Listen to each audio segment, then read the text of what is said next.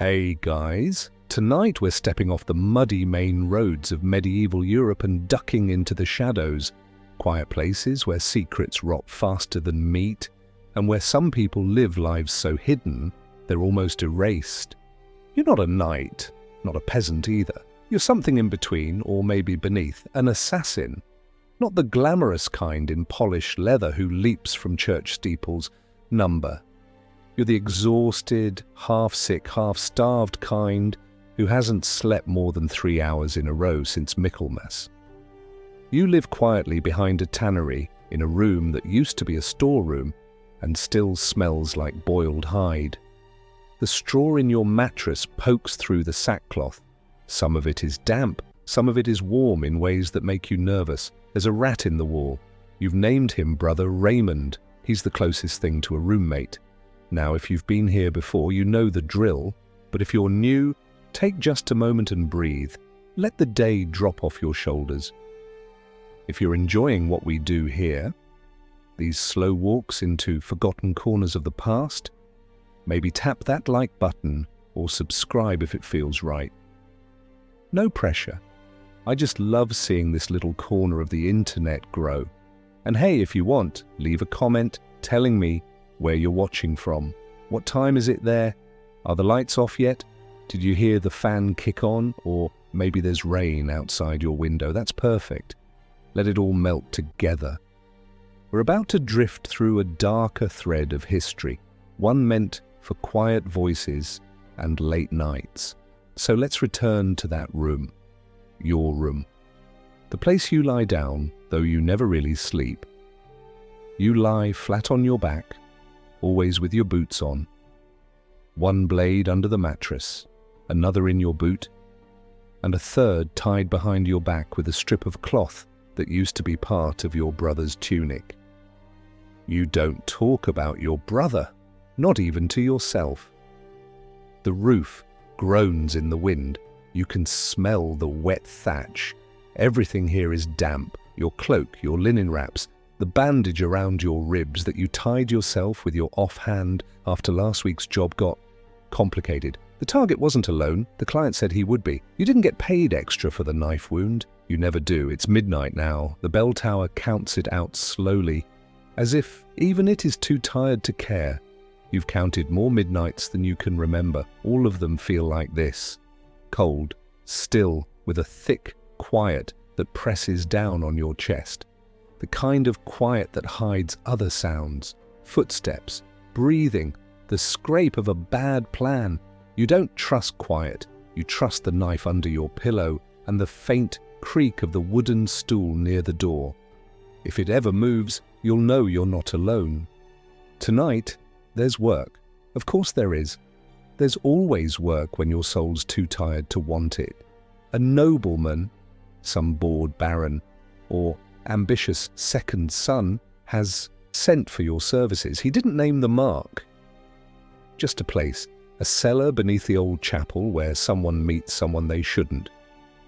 Probably a merchant who's seen too much, or a rival with one too many rumors behind him.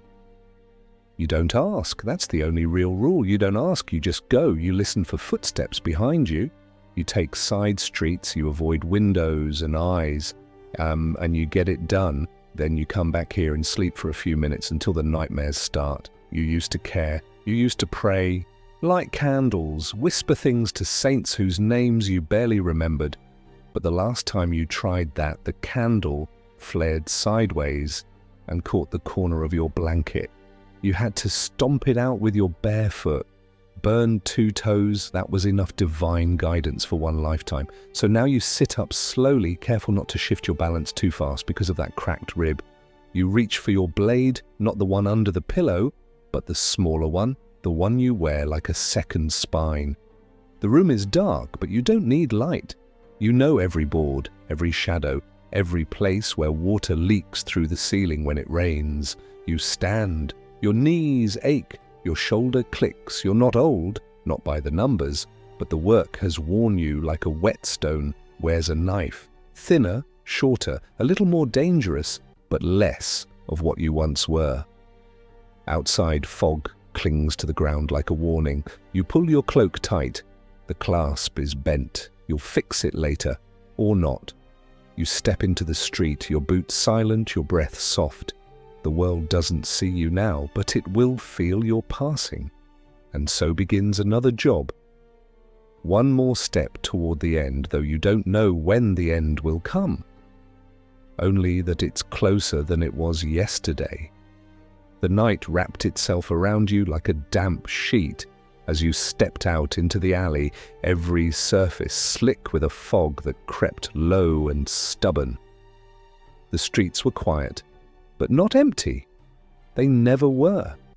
Somewhere behind the row of slumping timber-framed houses, a dog barked once, short and sharp, then went quiet again, like it had remembered too late that silence meant survival. You moved without sound, each step deliberate, your worn soles pressing into the soft mud with a familiarity that made it easy to forget just how wrong things could go if you hesitated. This part of the town had never truly dried out. The streets stank of ale dregs and ash, mingling with the sharper tang of rotted vegetables and the quiet bloom of old blood that lingered near the butcher's refuse trench. You knew every scent. You trusted them more than you trusted people. There was something about walking at this hour that made you feel both invisible and deeply seen, as if the stones themselves knew your name, but had agreed to keep it a secret for now. A good street was one that forgot you the moment your shadow passed. You kept to the side alleys, hugging the crumbling stone walls, eyes drifting across shutters that were supposed to be closed but weren't quite. Behind one, a candle still burned. Behind another, the faint creak of wood, maybe a couple arguing in whispers, maybe something else. You didn't pause to find out. Curiosity might warm the mind, but in your line of work it cooled the body quickly and permanently. The chapel wasn't far, just past the old grain store, then through the arch, where the stones bore the soot of a fire, set 5 winters ago during one of those peasant flare-ups. The arch still leaned oddly, as if remembering the flames. You pulled the cloak tighter across your shoulders. The fabric was still damp from earlier rain, and it clung to your skin in places like moss. Your breath was a faint ghost in the night air. You moved slowly now, slower than necessary, because the world around you was too still. No patrols, no drunks, not even the low hum of the baker's hearth, which usually leaked warmth and the scent of stale flour into this end of the street. You didn't like it. Not the silence. Silence made the bones tense. You passed the tavern, shuttered, quiet. But your eyes lingered on the second window where the wood was clean, scrubbed, unlike the others. A signal. Maybe. Maybe not. You filed it away in the back of your mind, the place where you stored details like that until you needed them. The chapel itself was crooked, old, and listing to one side, like it had spent a long life leaning into the wind. Stone columns cracked and mossy, its wooden door swollen and soft with water damage, but beneath it, the cellar.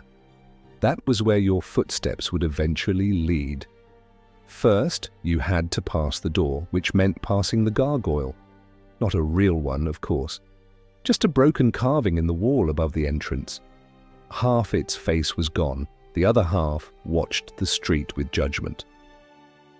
You never liked that thing. The cellar entrance sat to the right, behind a sagging curtain of ivy, and an iron gate rusted shut from the outside, but you knew the trick. You reached up behind the left column, just inside the crack, where rainwater collected and insects nested. Your fingers touched rope. You tugged gently. The gate gave a soft click. You didn't stop to admire the handiwork. Instead, you slipped inside like a shadow, looking for somewhere to rest. The air in the cellar was cold, thick, and still. You let your eyes adjust. It took time. The only light came from a small lantern hung low near the back wall, flickering gently as if unsure it wanted to burn at all. A man sat near it, hooded, still, hands folded, but not praying. You could smell the wine on him before he spoke. Not the sharp, vinegary stuff of common drinkers, but something heavier, imported, noble wine, the kind men bought to show off or drown secrets. You waited, the silence stretched. Then his voice, soft and careful, slid out like oil on stone. "I wasn't sure you'd come." He didn't look up. His fingers toyed with a ring on his left hand, gold thick, a seal carved into the surface. He wasn't the target. You already knew that, but he was the one holding the purse. That made him dangerous in a different way. Your kind were disposable, replaceable, forgotten, even before the echo of your footsteps faded from a room. But tonight, something about the way his words hung in the air made you feel like the game had changed slightly, and you weren't holding the blade anymore. Not really. Not yet. You didn't answer the man right away. Assassins weren't meant to speak unless necessary, and even then, it was best if your words were brief and forgettable. Silence kept people guessing. Silence gave you the edge. You let his voice fade into the cold stillness of the cellar, and you studied him in that flickering light. His robe looked clean, too clean for this place, the folds of dark wool unwrinkled, unfrayed. The lantern glowed against the gold trim of his cuff, and the glint of the seal ring on his hand flashed each time he moved his fingers. Everything about him was deliberate, from his still posture to the practiced weight in his voice. Men like this didn't live in the shadows. They visited them, used them, then stepped away without getting too much dirt on their boots. He finally looked up at you, and you could see his face clearly now. Not young, not old, the kind of face people forget on purpose because they know instinctively that remembering it might bring trouble later. His eyes were steady, pale, like washed parchment, and his mouth curved ever so slightly as if he enjoyed this performance far more than he should. You kept your expression blank, though inside you were already turning things over. Why here? Why now? Why use a cellar that still smelled faintly of dried herbs and damp books, a place that had once been used for holy things and now felt like a vault for secrets too heavy to carry? He reached under his cloak and pulled out a cloth pouch, not very large, but the soft jingle of coins inside made it clear enough what it was.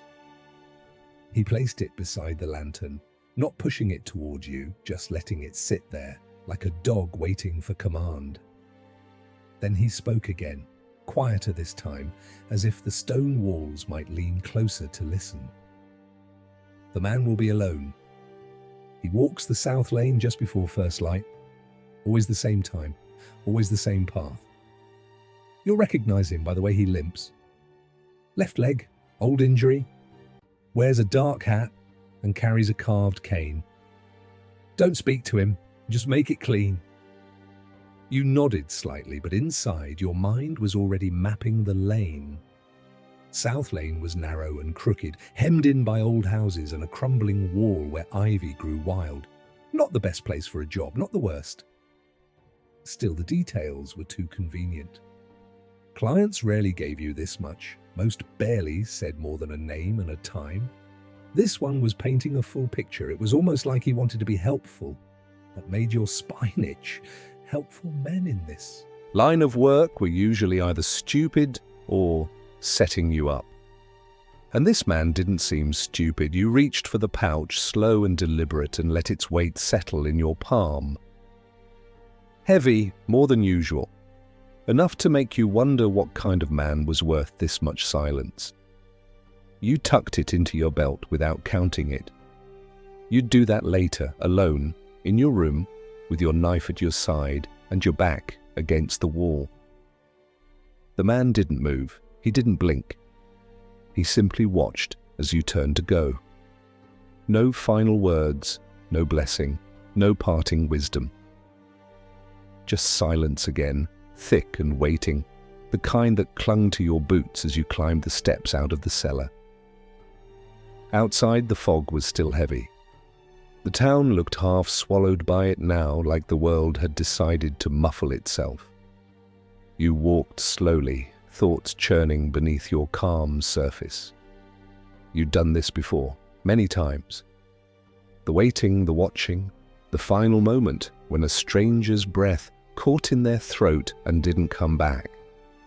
But this job felt different. You couldn't say why. Maybe it was the man's voice, too polished.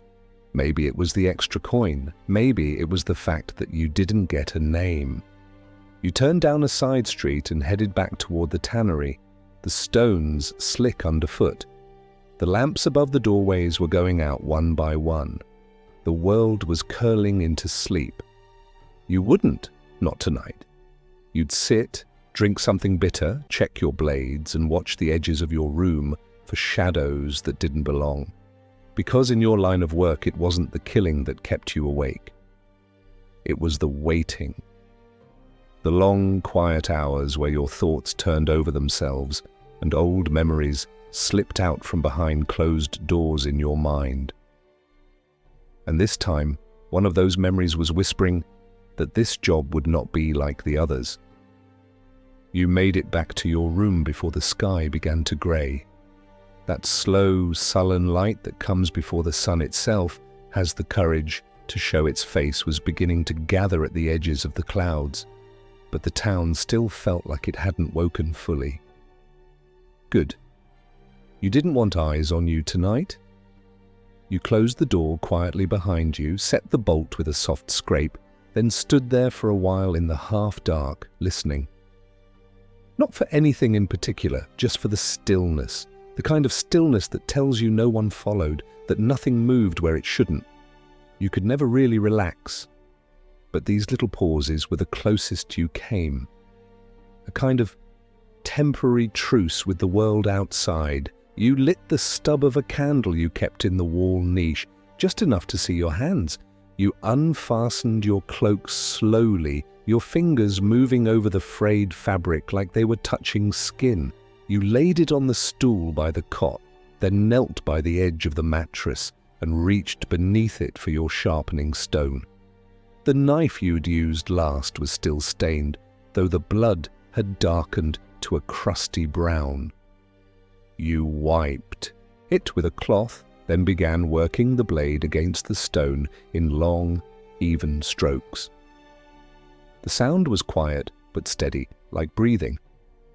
It always calmed you a little, that repetition. The scrape of metal, the rhythm of something that obeyed rules, unlike people. While you worked, your mind circled back to the man in the cellar, the way he didn't blink, the extra coin, the limp and the cane. Something in that description felt too rehearsed, like a story told too many times. You'd met enough liars in your life to know when someone had practiced their lines. And he had. Every word had landed just so. You hadn't said anything at the time, but the alarm in your gut was still ticking. Not loudly, just steady. You'd learned to listen to that more than anything else. It had saved your life more than once. You sheathed the knife and tucked the stone back into its corner. Then you lay down, not to sleep, but to rest your body.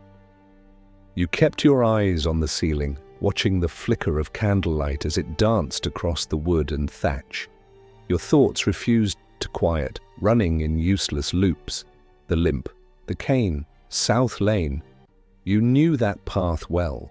Cramped, cracked stones, a broken wall with ivy that could be used for cover, and an old rain barrel at the corner that had saved you once when you needed to vanish fast. You pictured the man with the cane, saw him walking, saw your own figure slipping behind him, silent, low to the ground, a blade rising. But something about the image wouldn't settle right in your mind. It felt off. You didn't like that. Eventually, the light outside began to shift. The dull grey thickened into morning, and the sounds of the town began to murmur awake. A cough here, a cartwheel there. You stood, dressed again, and slid your blades into place. The pouch of coin was still on the stool. You opened it now and counted. 27 silver coins. Far too much for a single job. Even nobles didn't pay that unless they were desperate or hiding something. You wrapped the pouch in cloth and tucked it into a hole in the floorboard, one of the few places you trusted. Then you pulled your hood up and stepped back into the street. South Lane wasn't far. You made your way there through the back alleys, moving low, unseen. The sun hadn't broken through the clouds and the light remained soft and shadowed. You reached the mouth of the lane just as the bell from the chapel struck the hour. One toll, then quiet. You crouched low behind the ivy-covered wall and waited. A few minutes passed, then footsteps, soft where uneven, the scrape of a cane. A figure came into view, hooded, limping, moving with the exact rhythm you'd been told to expect, but something still didn't sit right. You narrowed your eyes, studying him. His shoulders were too straight, his head didn't turn, not even once, and that was the giveaway. Everyone looks around in this town, everyone checks corners, glances behind. This man didn't. He walked like he knew exactly what was coming, like he expected it. Like he was the bait. You didn't move, just stayed still and watched him pass. And when he reached the end of the lane and turned out of sight, you finally let yourself breathe. You weren't going to follow, not yet. Something was very wrong. You stayed crouched behind the ivy for a while after the man with the cane disappeared. You didn't move, didn't shift, barely even breathed. The stone wall pressed against your back was cold, slick with the morning's damp, and your boots were beginning to sink into the soft, clinging mud of the alleyway floor. But none of that mattered. What mattered was the tension in your chest, that low hum of instinct warning you that something had stepped out of place, like a lute string pulled too tight just before it snapped. In all your years doing this work, you had come to trust that hum more than any priest or lord or coin. That hum had kept you alive, and today it was louder than it had been in months. You replayed the moment the man had passed, his posture, the timing, the steady limp that didn't match the rest of his body's ease. You thought of his cane too. He hadn't leaned on it. Not really. It had touched the ground in rhythm, yes, but his weight never shifted. It was a signal, not a support, a costume. And worse, he had never once glanced behind him. Not when the cart creaked 3 streets over, not when the raven shrieked from the rooftop above, not even when a dog barked loud and sudden at the end of the lane. Every streetwise soul, even a priest or a merchant's son, would have twitched at least once. But this one hadn't. His footsteps didn't stutter, not even slightly. That was when you had known for certain. He was playing a part, and you were the audience. You rose slowly from your crouch, careful not to shift the ivy too loudly, and moved along the wall, stepping with the same weightless care you'd honed since your teenage years. The sun had begun to filter through the thinning clouds now, casting a soft grey glow on the rooftops and painting the cobblestones in faint shadows. A few townsfolk had begun to emerge from their homes, bakers lighting their ovens, mothers sending barefoot children to fetch water. Nobody paid you any mind. They never did. That was the point of your trade. You learned to blend, be forgettable, be one more patch of wool among many. And so you moved with the crowd, away from South Lane, away from the route you were meant to take, and slipped back into the alleys that spiderwebbed through the oldest parts of the town. You took your time winding your way back to the tannery quarter. Not because you feared being followed. If someone wanted you followed, it would have already been done. No, you walked slow because you needed to think. The man who hired you had been too calm. The silver too heavy. The details too perfect. This wasn't a job, it was a setup, wrapped in coin and tied with silence. The question now was whether you were the blade or the target. You reached your door and let yourself in without a sound. Inside, the room was just as you left it, which meant very little. You never kept anything that could be disturbed, but even still you checked the knife under the mattress, the strip of cloth on the stool, the line of dust near the door hinge, everything in its place.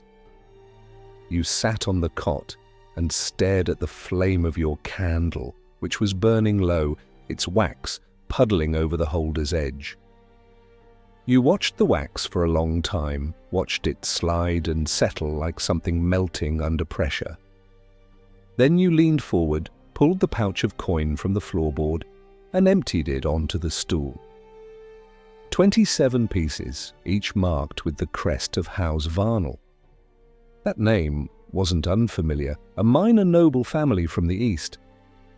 Rich enough to hire your kind, not important enough to fear reprisals from the crown. But one of their sons, yes, you remembered now, was rumoured to have fled the capital after a scandal involving stolen records and the sudden death of a scribe.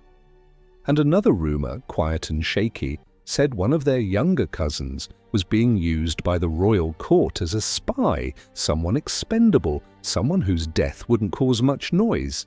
Maybe the man in the cellar had meant for you to take out that cousin. Maybe the limping man was a decoy. Or maybe you were meant to strike at someone who looked like a pawn and walk straight into a blade you couldn't see coming. You didn't like any of the possibilities.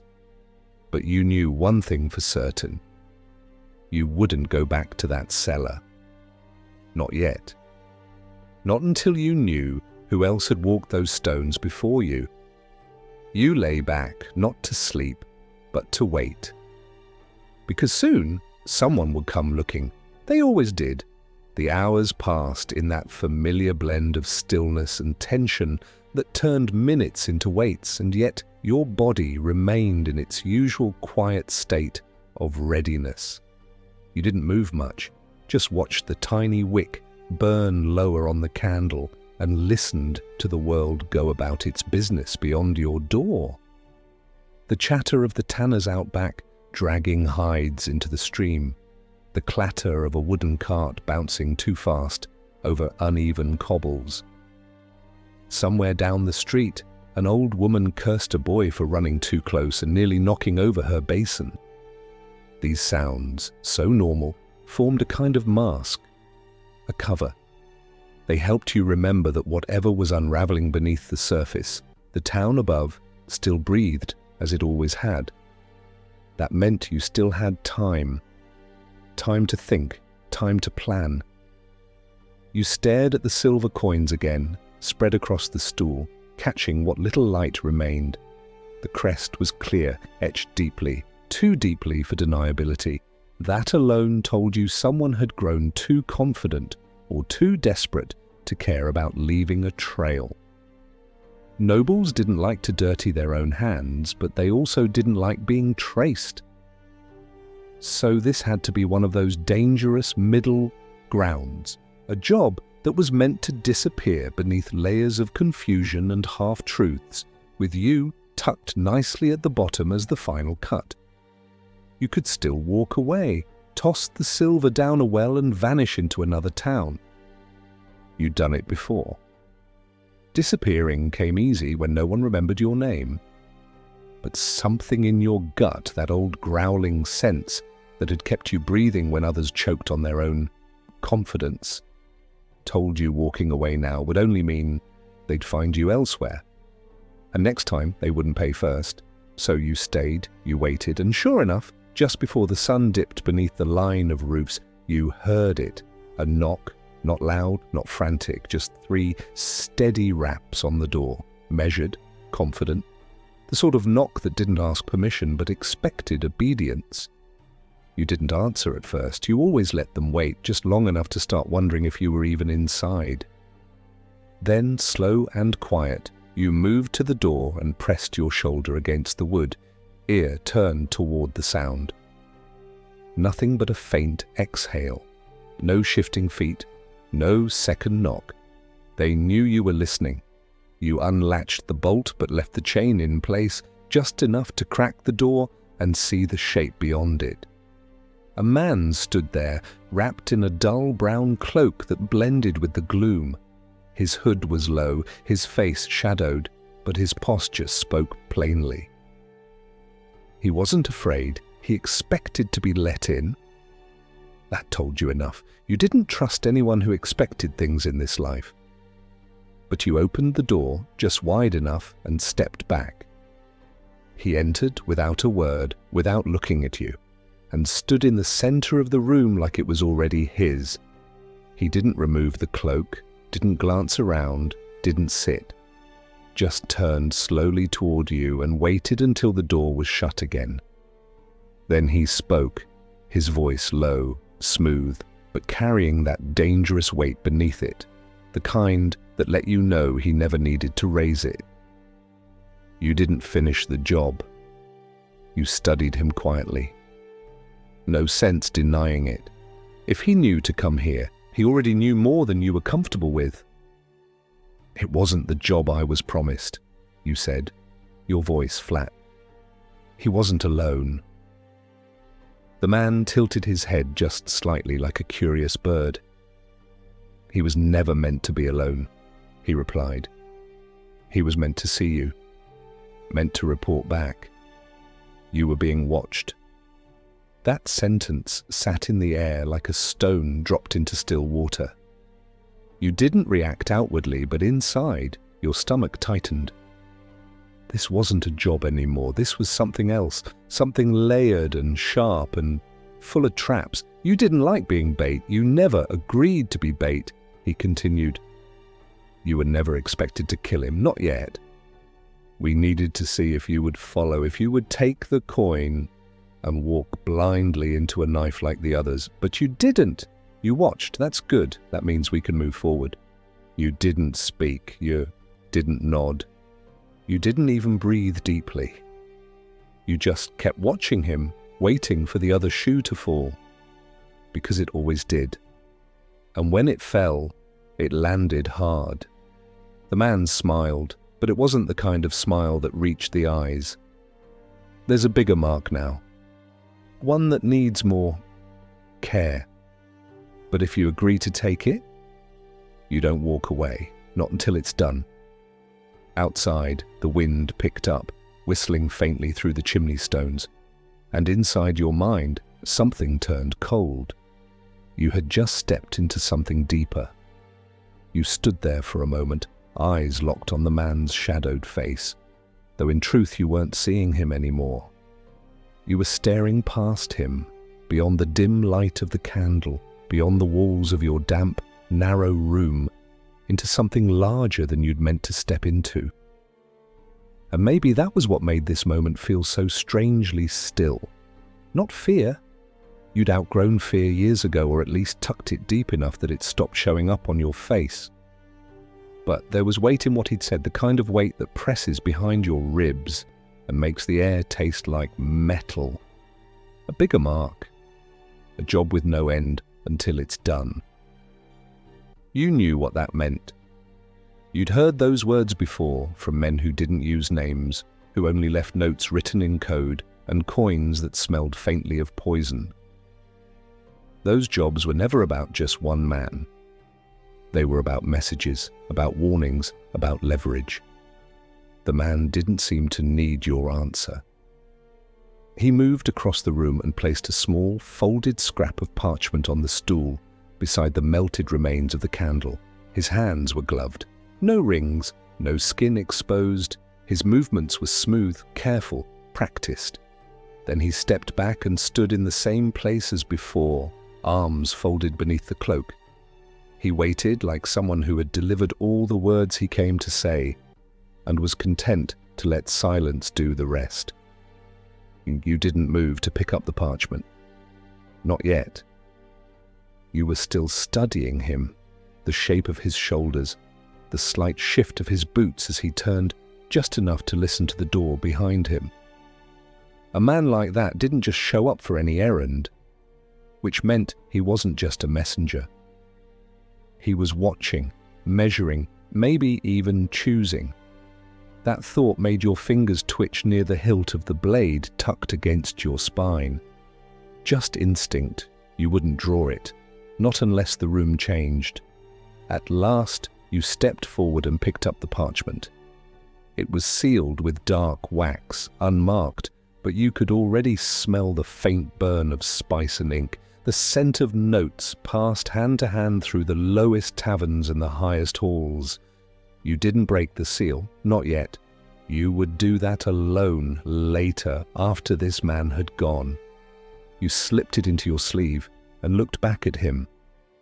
"If I take it, I choose the terms," you said quietly.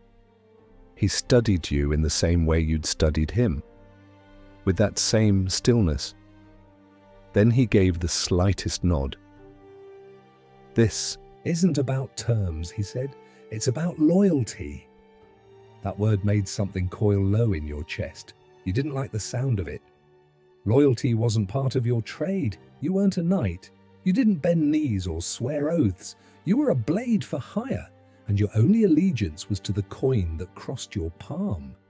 That had always been the rule. That had always been the wall between you and the men who vanished behind castle gates and never walked free again. But now, it felt like someone had pulled you across that line without asking. He turned then, without another word, and slipped through the door. You let him go. You didn't follow. You didn't ask questions. You just stood in the silence that rushed in behind him like cold air into a room with the window cracked. When the sound of his boots finally faded from the stairs, you bolted the door again, pressed your forehead to the cool wood, and let out a breath that felt older than your lungs. You didn't sit down, you didn't light another candle, you just moved to the cot, knelt beside it, and lit the small oil lamp tucked in the corner. Then with careful fingers, you broke the seal on the parchment and unfolded it. No name, just a location. And a symbol. You stared at the mark for a long time. It wasn't just a job, it was a warning. That symbol had meaning in places most people never saw. A crest, used only in quiet places, for dealings that didn't go through law or crown. It belonged to a circle older than most family names, older than some of the streets in this town. And now it was yours to carry. You sat back slowly, the paper resting on your knee. If you took this job, there was no walking away. Not until the circle said you could. The mark on the parchment sat like a stain, dark and deliberate, a perfect little crescent inside a circle. No words, no signatures, no instructions beyond that simple shape and a place. But you didn't need anything more. Not with that symbol. It belonged to the old networks, the ones that didn't officially exist and never needed to say their name out loud. You'd heard of them before, in whispered exchanges across tavern tables and behind bolted doors. The Circle, they called it, though no one ever said who sat in it or how many there were. Some said it was a group of exiled nobles, others believed it was a quiet extension of the crown, doing work the throne couldn't publicly touch. Most people thought it was just myth, but you knew better because you had once seen a man vanish after crossing the wrong border in the wrong month, and days later someone had nailed that same symbol to the door of a grain house just outside of town. That man had never been found, and no one ever asked again why he disappeared. Now you held the mark in your hand. You folded the parchment once more, slowly, as though the paper might burn if creased too sharply. Then you tucked it deep into the hem of your cloak, a place where only your fingers could find it again. You rose and moved to the basin by the window. The water inside was cold and still, reflecting your face in a wavering ripple. You didn't look like much. You never had. Your hair was too short to be fashionable, your jaw covered in a few days' worth of uneven stubble, and your eyes had long since stopped being curious. You looked tired. Not the kind of tired that sleep could cure, but the kind that settled into your bones when too many nights passed, with one eye open and one hand on a blade. You splashed the water on your face anyway, just to feel something sharp against your skin. The streets outside had begun to quiet again, the last of the day's light fading into the deep blue that came before true night. You dried your face with the edge of your sleeve and returned to the cot. Your fingers drummed absently against your knee.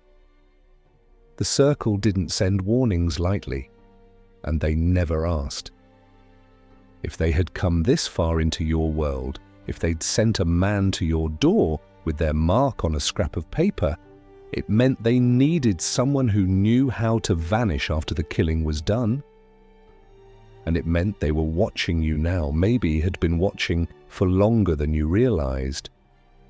You thought back to the man with the cane, the decoy. Was he one of theirs? Or just a piece in the game? And the man who delivered the parchment, the one who spoke of loyalty with such quiet menace, was he a handler, or just another blade wearing a different kind of scabbard? None of it mattered now. The rules had shifted.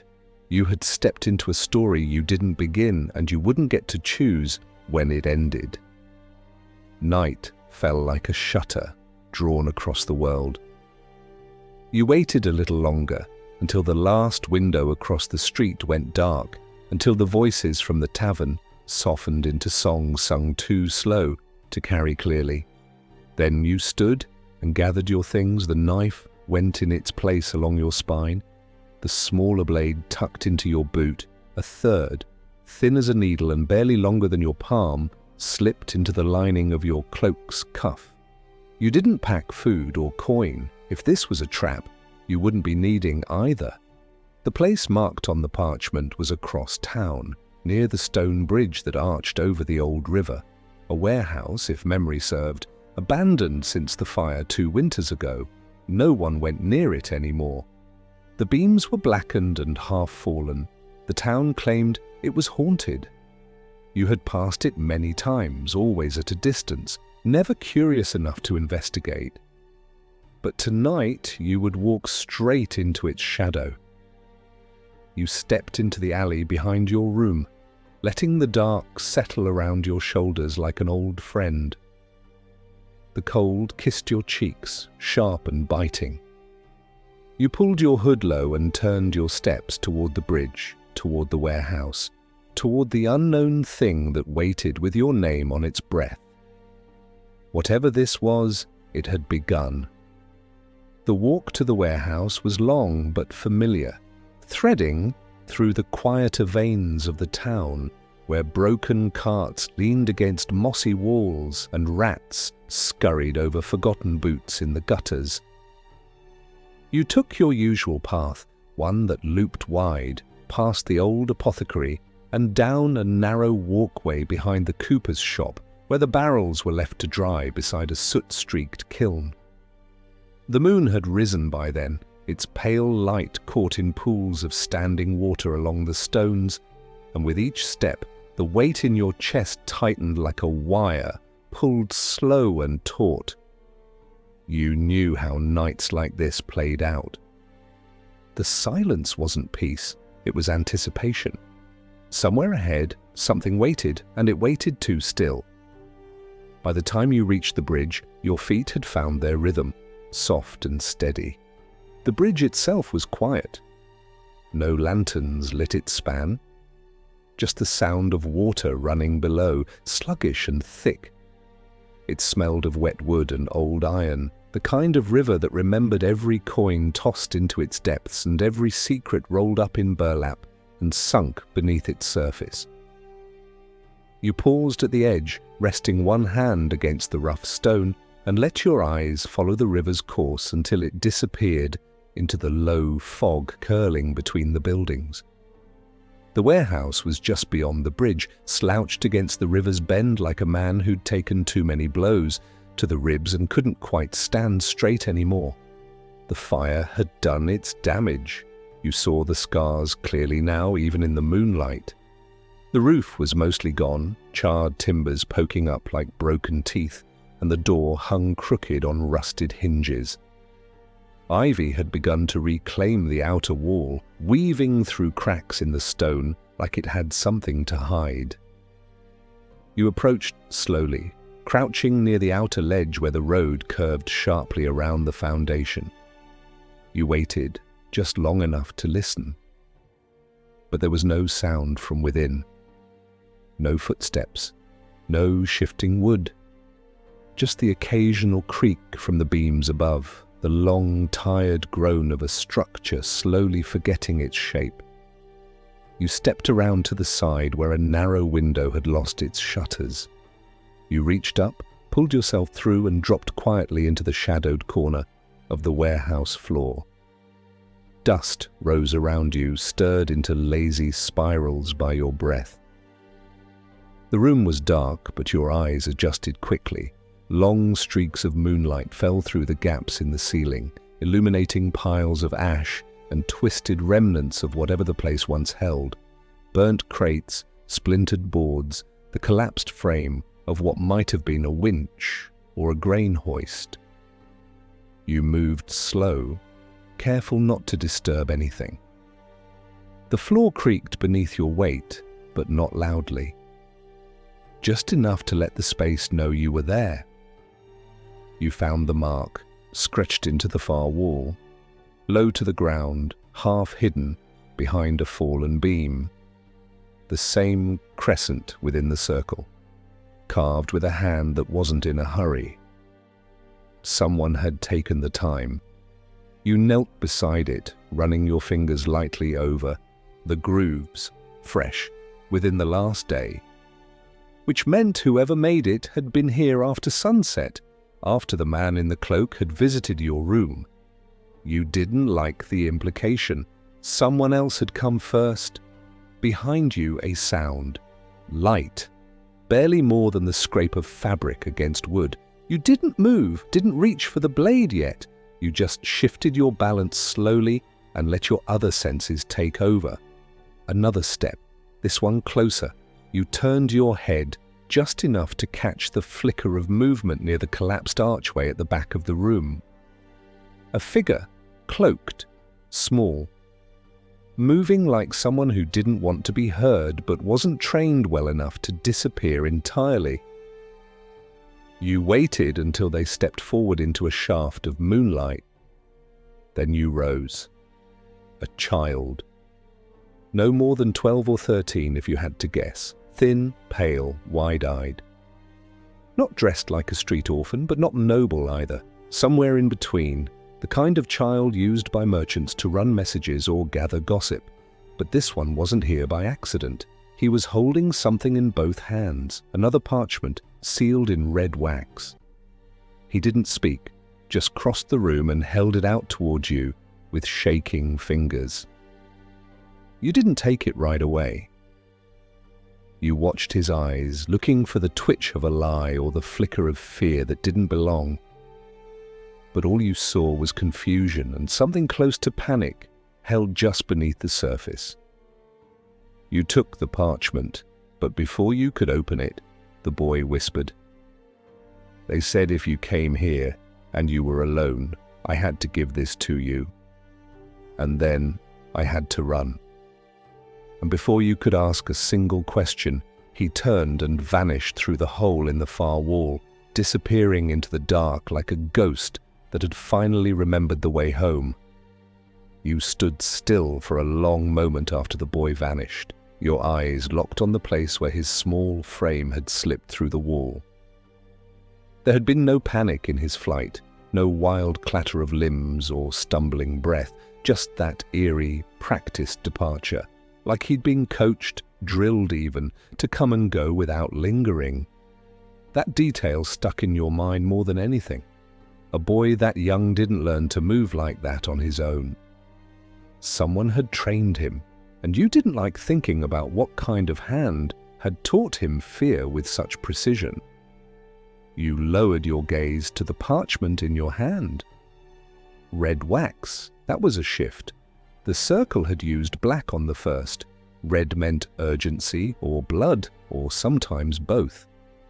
The wax was warm, ever so slightly, as if the seal had only recently cooled.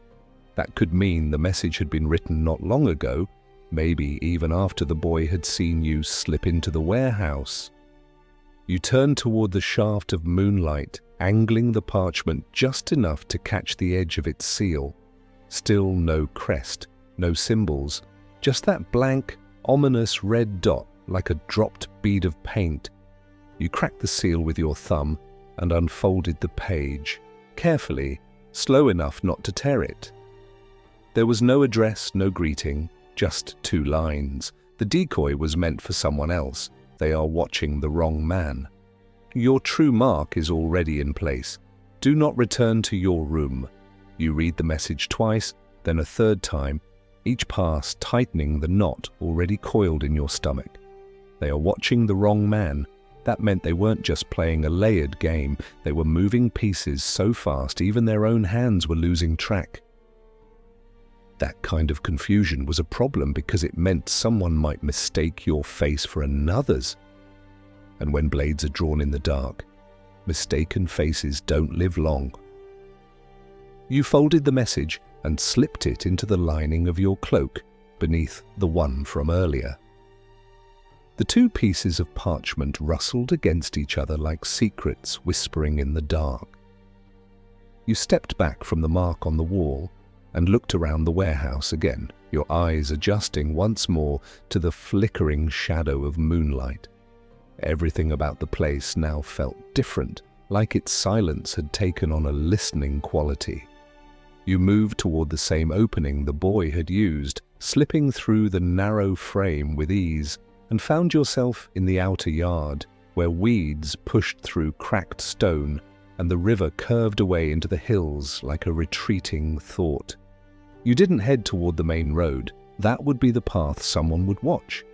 Instead, you crossed the yard and made your way to the edge of the riverbank, where a narrow ledge ran along the base of the old mill. You'd used it once during a job gone wrong, years ago when the guards had searched every alley for a killer with blood on his hands, and you'd waited 2 days with nothing but rats and the damp stone for company. The path there was barely a foot wide, but it ran along the water, beneath the edge of town, hidden from most sightlines. You followed it now, slow and low, every step deliberate, your cloak drawn tight around your body like skin. The water beside you moved in sluggish waves, reflecting patches of moonlight that shifted and shimmered without warning. It reminded you of stories told about rivers that whispered to the dead, and tonight it felt almost possible.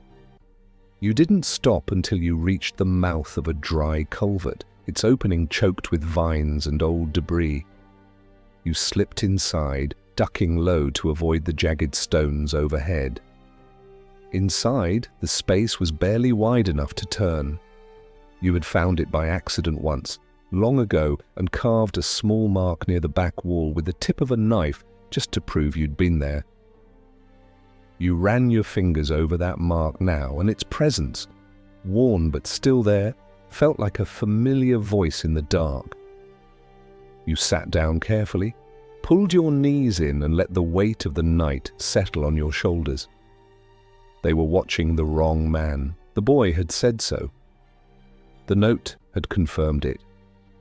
But that didn't mean you were safe. It just meant the danger was coming from a direction you hadn't seen yet. Your true mark was already in place, but where and who? The man with the cane, the cloaked messenger, the boy, or someone else entirely? Your eyes began to close, not in sleep, but in something quieter. A moment of stillness, not rest. The warehouse was behind you, burned and cold. The circle had called, and now the game had begun. You didn't sleep, not really. You sat in the darkness with your back against the rough wall of the culvert, your legs pulled close, your eyes half-lidded, but never fully closed. The city above creaked and murmured as it always did, like a beast with too many bones to rest all at once. Somewhere up on the main road, the creak of a cartwheel gave way to a sudden clatter, followed by the muffled curses of a driver who probably hadn't seen the pothole coming. Closer by, you caught the soft splash of a rat moving through the reeds, bold in the quiet where larger predators slept or stalked elsewhere. The cold settled in your joints slowly, like it was being poured into you, a reminder that the body, no matter how disciplined, still had its limits. But discomfort was an old friend. You welcomed it like you would a familiar wound that never quite healed, a companion in the business of waiting. You ran your thumb along the edge of the latest parchment again, tracing the folds without unfolding it. You had already memorized the words. Your true mark is already in place. Do not return to your room. That last line kept gnawing at you. If they knew your location, knew your habits, and had access to children trained well enough to track you, then your room had likely already been searched. Maybe not physically, but certainly marked, watched, touched, in ways you might not have noticed even if you had gone back.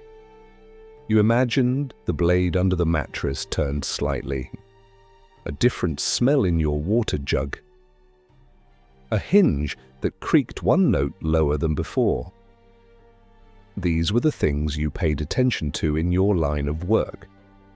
And this time, someone else had likely been the one paying attention. You waited until the first color began to rise in the sky, not bright, but just a faint purpling of black as dawn started its slow, reluctant crawl. You eased yourself up, knees protesting slightly from the hours of stillness, and slipped out of the culvert, brushing moss from your cloak and stepping back into the town's veins. The streets were still mostly empty, save for a few of the early risers. A fishmonger pushing his cart toward the square. A pair of chimney sweeps laughing too loudly for the hour. No one noticed you. You moved like someone with a purpose, though not in a hurry, always careful to be forgettable. That was the only real magic left in the world, being seen and then discarded from memory within the same breath. You didn't return to your room. You made your way to the old quarter instead, to the back of the town's oldest stable, where a black door waited beneath an arch of crumbling brick. The place had no sign, never had. You knocked twice, then once more after a pause. The door opened without a sound, revealing a narrow set of stairs that twisted down into the stone. No one greeted you. That was part of the design. You descended slowly, counting the steps. 34. Always 34. If the number changed, something had gone wrong. At the bottom, you emerged into a room lit only by a narrow shaft of light that filtered down from a broken grating high above. Dust drifted lazily in the beam, catching on the shapes of the chairs and crates stacked neatly around the room. You weren't alone. A man sat at the far end of the room, beneath the light. Thin, cloaked, older than you by maybe 10 winters, with hands that looked too clean for a man in this part of town. He didn't look up, just motioned for you to sit. You didn't speak, neither did he. This was the listening room. That's what it was called among those who knew how to find it. A place where words were weighed more than they were heard. You sat, the air thick with damp stone and the distant scent of oil. After a long pause, he finally looked at you. His eyes were sharp but tired, like someone who had seen too much and found it all quite boring now. "The boy found you then?" he said, voice quiet. You nodded. He exhaled through his nose, not quite a sigh. The circlers moved too quickly, they misjudged who was watching. And now we've got the wrong set of eyes on the right man. You said nothing, waiting for the rest. He leaned forward, resting his elbows on his knees, fingers laced together. We need you to watch him, just watch. No blades, no whispers, no signals, not yet. You'll know when the moment is right. And what if I'm seen? You asked. He met your eyes, and for the first time, you saw something colder behind them. Then you'll die in a city that forgets quickly, like all the others. And just like that, the game changed again. You left the listening room with your hood drawn low and your mouth dry. The weight of that last sentence still hung in your chest like a stone in a bowl of water, settled but heavy. Then you'll die in a city that forgets quickly. The words were not meant as a threat, just a simple fact. That was how these things worked. The people who lived above ground might remember a name for a week, whisper it over bread and soup, or mention it in passing on their way to market.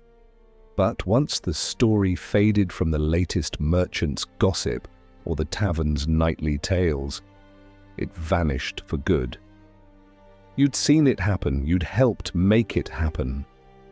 And now your own name had begun to tremble on the edge of that forgetting. The morning was thick with fog by the time you reached the outer streets again, the kind that hangs low and presses close to the skin, as if the sky itself had stooped down to listen.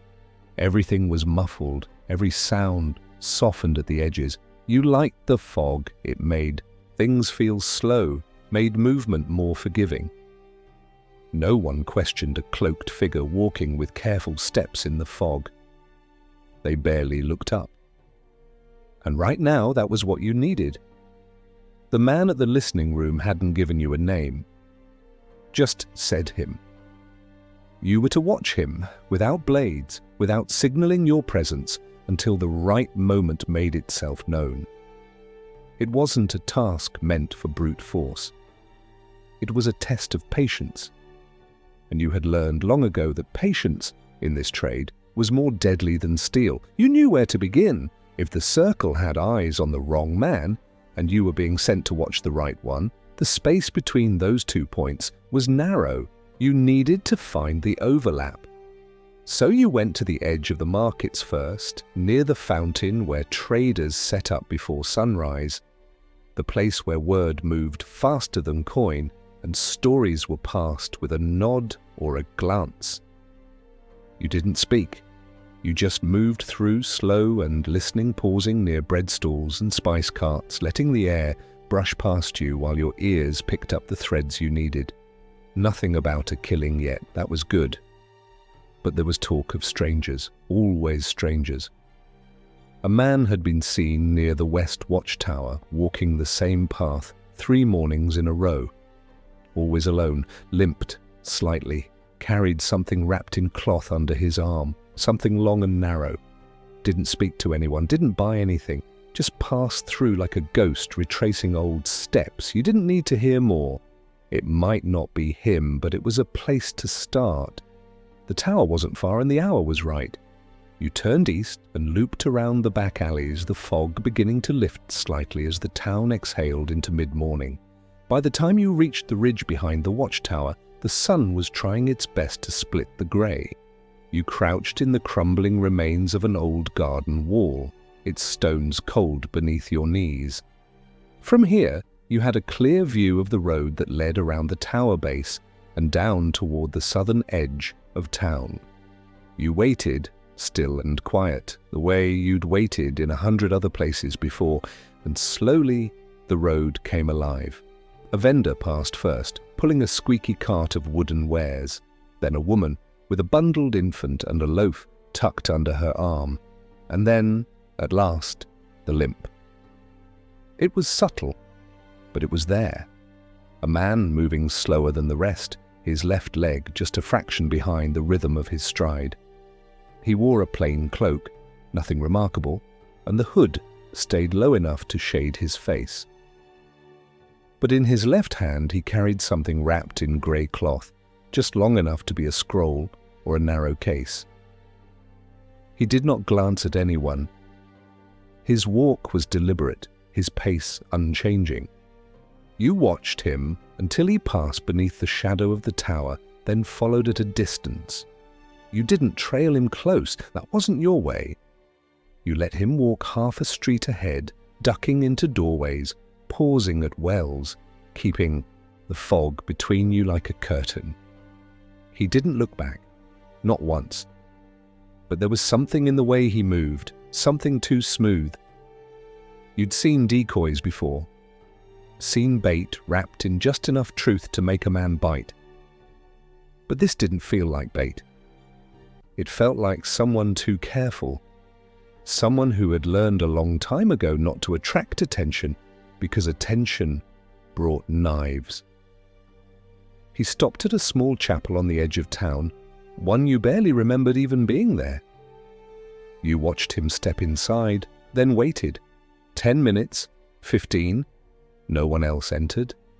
And when you finally crept forward and looked through the high slit of a broken window, you saw him sitting there alone in the pews, head bowed, lips moving without sound. You recognized him then, not by name, not by face, but by silence, the kind of silence only someone like you could carry. You crouched just outside the chapel's crumbling flank, your breath low and quiet, your fingers braced against the stone as you watched him through the narrow slit in the wall. The chapel wasn't much, a crooked building with faded carvings along the lintel and a sagging roof that leaked whenever it rained more than an hour. It was the sort of place peasants passed without notice, a husk of holy ground where faith had long since slipped through the cracks. But he sat there like it still meant something. Not in the front pew where the devout knelt, but halfway down the aisle, in a spot where his back was to no one and the door was just a few steps away. Clever. Not cautious enough to stay away from town entirely, but not foolish enough to let his guard down either. And the way his lips moved, soundless, steady, rhythmic, told you this wasn't prayer. No hands folded, no fingers clasped. This was rehearsal, words being practiced under the pretense of devotion. You watched for a while longer, long enough to catch the pattern of his movements. Every few minutes, he would reach into the folds of his cloak and touch the cloth-wrapped object resting on the pew beside him. Not caress it, not check for damage or theft, just confirm. Like someone making sure a heartbeat still pulsed beneath a bandage. Whatever it was, it mattered more to him than the building, the ritual, or the watching eyes he didn't know were there. You leaned away from the window slowly, letting the shadows cover your face as you turned back into the alley, heart ticking with that familiar rhythm of narrowing focus. This was no longer about finding a mark. This was about understanding a threat. You didn't go far, just slipped around to the back of the chapel where an old storage lean-to clung to the rear wall like a barnacle. The roof had caved in, but the space beneath was dry enough to sit and close your eyes for a moment. Not to sleep. You weren't foolish enough for that. But to think. To let your body rest while your mind followed the path laid out before it. The boy. The parchment. The circles game. Watching the wrong man. And now this one, sitting in a place long forgotten, mouthing words not meant for gods. It didn't add up cleanly. If this man was truly the target, the one who mattered most, then why had they waited so long to assign a shadow to him? Why let him walk so freely, leave so many patterns behind? Unless they wanted to know what he would do next. Unless he was already known to them, and this wasn't a hunt, but a study. You pushed up from the stone floor and moved again, retracing your steps quietly to the side of the chapel. You peeked through the slit once more, and this time your breath caught. He was looking straight at you. You didn't flinch, didn't move, but the world tilted just slightly. He didn't stand, he didn't draw a weapon, he simply turned his head toward the window, slowly, deliberately, and looked through the very slit you had watched him from minutes ago. His expression didn't change, and there was no surprise, no tension, just calm recognition, like he'd known someone would be there, like he'd invited it. And then, slowly, he raised one hand and placed it gently over the cloth-wrapped object beside him. Just a simple motion. But it said everything. He knew. And more than that, he didn't care. You stepped back from the wall, boots silent on the loose stones, and retreated into the shadows of the alley, every inch of your skin buzzing now. This wasn't just a man carrying secrets. This was someone who expected to be followed and had no fear of the ones doing the following. You reached the edge of the market square and paused in the mouth of an archway, watching the people drift about with baskets and cloth rolls and small coins clutched in dirt-lined fingers. The town continued as it always had, unaware that something larger was moving beneath its streets and through its chapels. But you saw it now. Whatever game the circle had set into motion, this man wasn't playing a part in it. He was rewriting the rules, and that meant your job had just become far more dangerous. You stayed in the archway longer than you meant to, letting the wind shift the hood against your cheeks as the taste of damp stone lingered at the back of your throat. The crowd moved with its usual rhythm, each face blending into the next, every step unremarkable in its passing. But your thoughts refused to follow that quiet current. They circled like crows, restless and sharp, all returning to the man in the chapel. You had watched many marks over the years. Some nervous, some arrogant, some too predictable to last and others too clever to track. But this one did not fit the mold. He hadn't tried to blend in or disappear.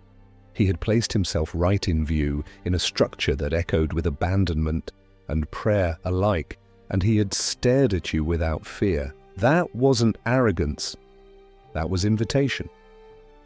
And it told you something very important. This man knew more about the circle than you did, possibly more than even the one who had sent you into the listening room.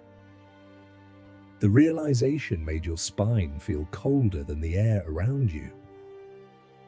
There was a truth behind that look the man gave, one that made the rules shift slightly beneath your feet.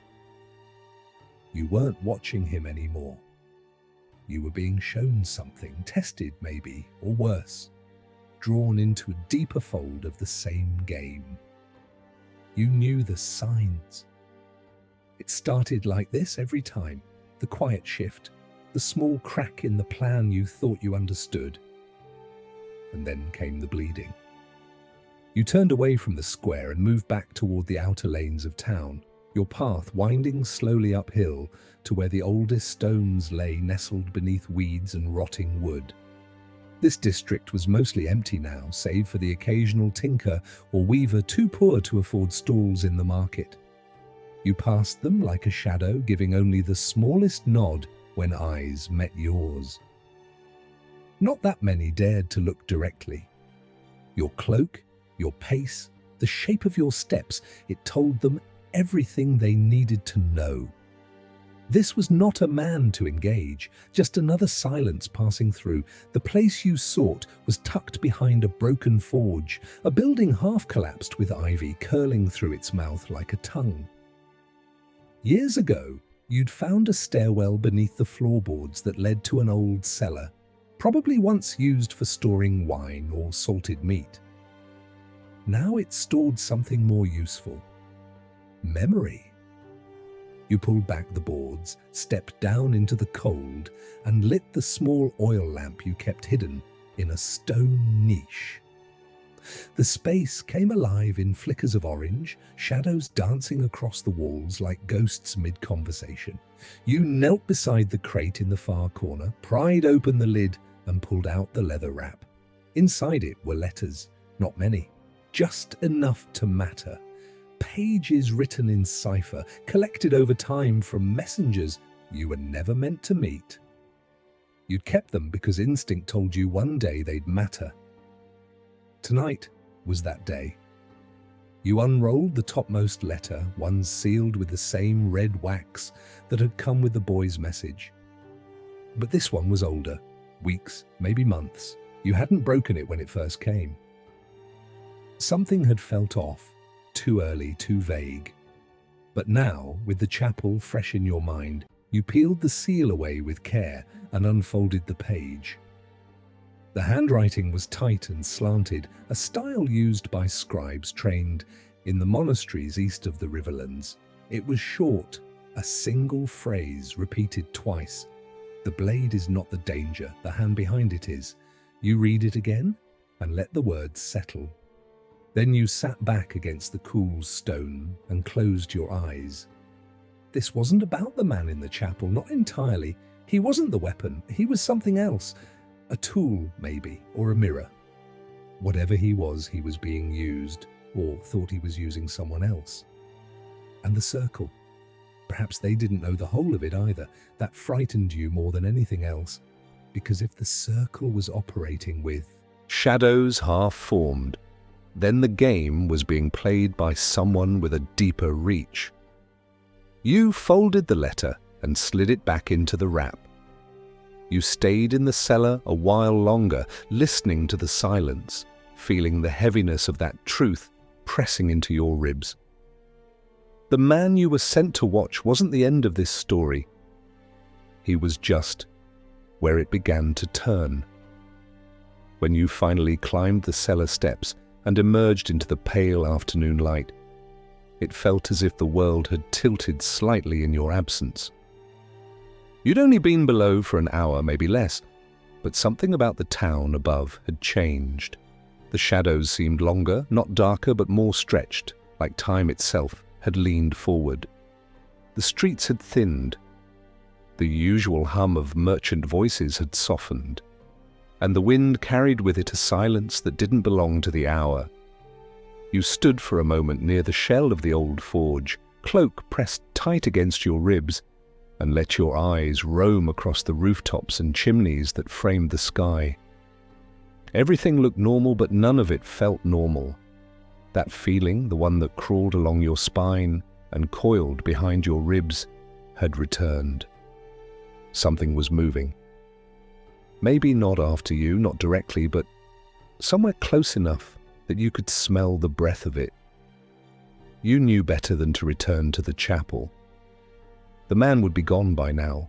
He wouldn't sit in the same place 2 days in a row. Not someone who watched his exits so carefully. But there was something else you could do. When you couldn't find the man, you looked for the echoes he left behind. The people who brushed against his path. The door that opened when he passed, the shopkeeper who glanced twice instead of once. Everyone left shadows, even the careful ones. You made your way back toward the market, keeping to the cracks between alleys, the folds of cloth hung out to dry, the lingering scent of boiled barley from the tavern kitchens. You passed the baker's stall and didn't stop. You passed the stable with the 3-legged goat and didn't look.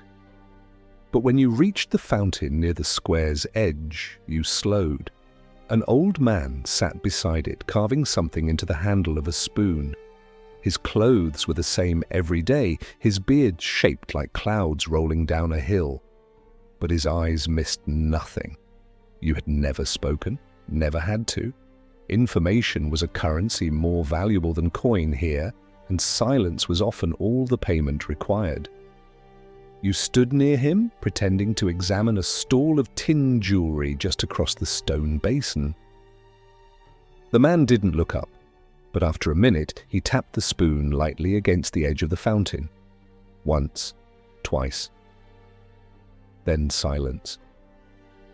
You nodded to yourself and turned away. That meant the man from the chapel had returned, not to the same place, but nearby, still within the outer quarter. You slipped into the alley beside the weaver's shop and took the long way through the side lanes, past the cracked windows and shutters held closed. You moved like smoke. No sound, no hesitation. You didn't need directions. You simply followed the shape of the town, the rhythm of a city that whispered, even when no mouths moved. You found the boy again before you found the man. The same one who had delivered the parchment days ago, though now his clothes were cleaner, his hair damp like he'd just come from a bath. He stood near the edge of the orchard where the path narrowed into a split, leading either to the west gate or to the chapel road. He wasn't watching for you, not exactly, but his feet shifted too often and his eyes kept darting to a building 3 doors down. That told you all you needed. You didn't approach him, you didn't need to. You simply moved along the orchard's edge until you reached a patch of ivy thick enough to crouch behind, and from there you watched. The building wasn't remarkable, just another slumped stone dwelling with a patched roof and a crooked window. But then the door opened, and there he was. The man from the chapel stepped out into the street.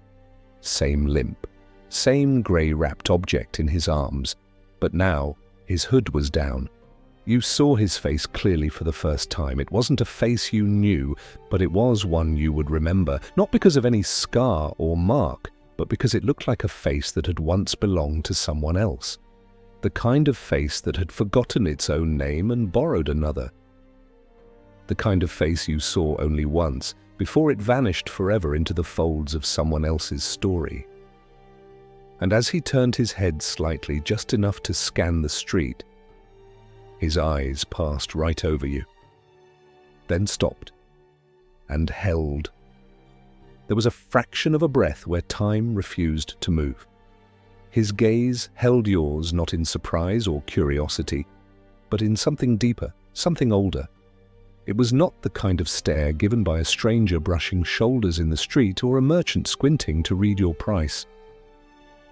This was the stare of someone who had expected you to be there, not hoped or guessed, but expected in the cold, sure way you expect the dawn.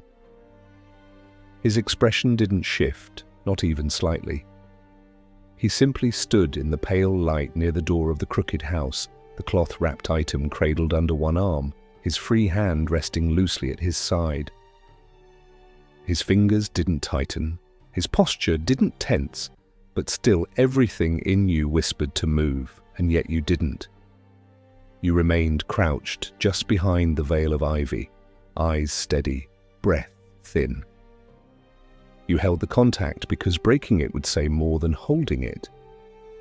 You had learned long ago that when a mark catches your eye, the mistake is not in being seen, it's in reacting. The real betrayal comes in the flinch, the step backward, the hand inching toward the hidden blade. But you had trained past those mistakes. You had lived long enough for that. So you let him look. You let the quiet between you stretch like a wire drawn between rooftops. Then, without warning, he turned his back to you and walked. No rush, no glance behind him. He stepped off the stoop and began to move down the lane toward the chapel road, his pace unchanging, the limp as precise as ever. It was a dismissal, a calculated one, and it stung more than you'd admit, because in your world, few things cut deeper than being seen and disregarded. But more than that, it made you rethink the shape of this job. What kind of man sees a shadow in the ivy and turns his back to it? Not one afraid of knives, not one who fears being followed, which meant he was either reckless beyond saving, or he was protected by something larger than even the circle. You stood slowly, careful not to stir the branches too much, and followed at a distance, not too far this time. You needed to know more than his pace and posture. You needed to know where he slept, who he spoke to, what patterns wrapped around him like armor, because this wasn't about watching anymore. It was about understanding. and the more you watched, the less this man resembled a target. He was more like a doorway, or maybe a mirror. Every movement he made reflected something not quite of this place, as if he walked not through streets but through chapters of something already written, only pausing where the margins had grown thick with secrets. He led you south, away from the chapel and deeper into the quiet fold of the old district where houses leaned together like old drunks and the stones whispered stories too tired to finish. He passed 3 beggars, 2 vendors and a stray dog without ever acknowledging any of them. He didn't even pause when the bell in the West Tower rang once for the hour. You matched his pace without effort, keeping to the edges, gliding through the background as all watchers do, until he stopped.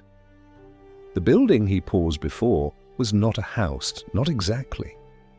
It had once been something more, a guild hall perhaps, or a counting house long emptied of coin and purpose. Its doorway was arched, its door too new for its hinges. He reached into his cloak and produced a small iron key, thin as a needle, and slipped it into the lock. The door opened without protest. He disappeared inside, and for the first time that day, you lost sight of him. You waited. A minute, then 5, then 10, nothing. You approached slowly, each step measured not toward the door, but toward the side of the building where a window sat at shoulder height, clouded with dust, but cracked just enough at the frame to hear the faintest of sounds. Inside, no movement, just a voice. Software controlled, speaking a name, your name. You froze, the syllables of your name still hanging in the air like a thread strung too tight. It hadn't been shouted or even spoken loudly. It came out quiet and deliberate, as if uttered by someone testing the weight of it. There was a pause after, as though the speaker was waiting for something to answer. Your heart, usually so calm even in the most precarious of moments, kicked once in your chest, hard and unwelcome. You'd heard your name spoken before, often in hushed tones, occasionally from dying lips, but this was different. This wasn't a warning or a plea. It wasn't even a call. It was a statement, like someone putting a chess piece down in full view of the board and daring you to move. You pressed yourself closer to the wall, fingers brushing the grain of the old mortar, and leaned in just enough to catch more of the voice. Still calm, still measured, and then not one voice but 2. The second voice was older, raspier, yet somehow colder. Where the first voice was deliberate, the second was surgical. It clipped each word as if it had grown tired of conversation long ago. You couldn't make out every sentence, but the tone told you enough. They were not arguing. This was a briefing, or worse, a negotiation. Your name came again, this time from the older man. Then silence. Heavy silence. The kind that builds when decisions are being made, or when doubt has entered a room and no one dares to name it. You stepped back from the window and moved around the edge of the building, ears open for any shift, any sound of a door opening or a blade being drawn. Nothing. You ducked behind a rain barrel and waited, counting the seconds by the beat of your pulse until your mind steadied itself again. That they knew your name was one thing. That they spoke it so plainly, so casually, was something far worse. Names were power in your world. You never gave yours unless the blade had already done its work. For them to have it, and to use it without fear, meant they were far more prepared than you. You reached inside your cloak and touched the edge of the last parchment, the one from the boy, still folded tight against your ribs. Your fingers hesitated. You wanted to read it again, to make sure you hadn't missed something, a detail between the lines, but that would mean accepting that whatever this was, it had shifted again. You let the parchment go and looked up toward the narrow slits in the hall's stonework. If there was a third inside, they hadn't spoken yet. You doubted they would. The feeling in your gut had changed. This wasn't just a meeting, it was a preparation. Plans were being laid, and you were a piece in that arrangement, a piece being moved without consent. The man from the chapel was no mere courier, no agent running messages in the fog. He was something more permanent, more central. You had begun by watching him, then following, and now you were orbiting him without even knowing why. That was not how your work was supposed to go. You were the one who moved quietly, who observed without being seen, who slipped between spaces and left nothing behind but a change in the air. Now the air was watching back. You stepped away from the building and made your way toward the rooftops. There was a ladder behind the apothecary's stall that few knew about, half buried in vines and shadow. You climbed it slowly, keeping your weight close to the wall until you reached the slanted roof tiles above. From here, you could see the top of the hall, the lines of its stone broken only by the squat chimney at the far corner. You lay flat against the roof and waited, the stone cool beneath your chest. Minutes passed, then the door opened. The man emerged first, alone now, no limp in his step. You narrowed your eyes. No limp. The detail struck you like a jolt. He hadn't limped for your benefit earlier. He had limped for someone else's. The role he'd played on the streets had been just that, a role, and you had believed it. He turned at the corner, vanished between two buildings.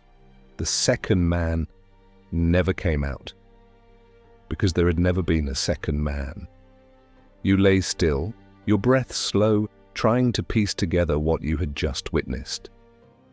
And below, behind the wall, the same voice began to speak your name again, this time louder.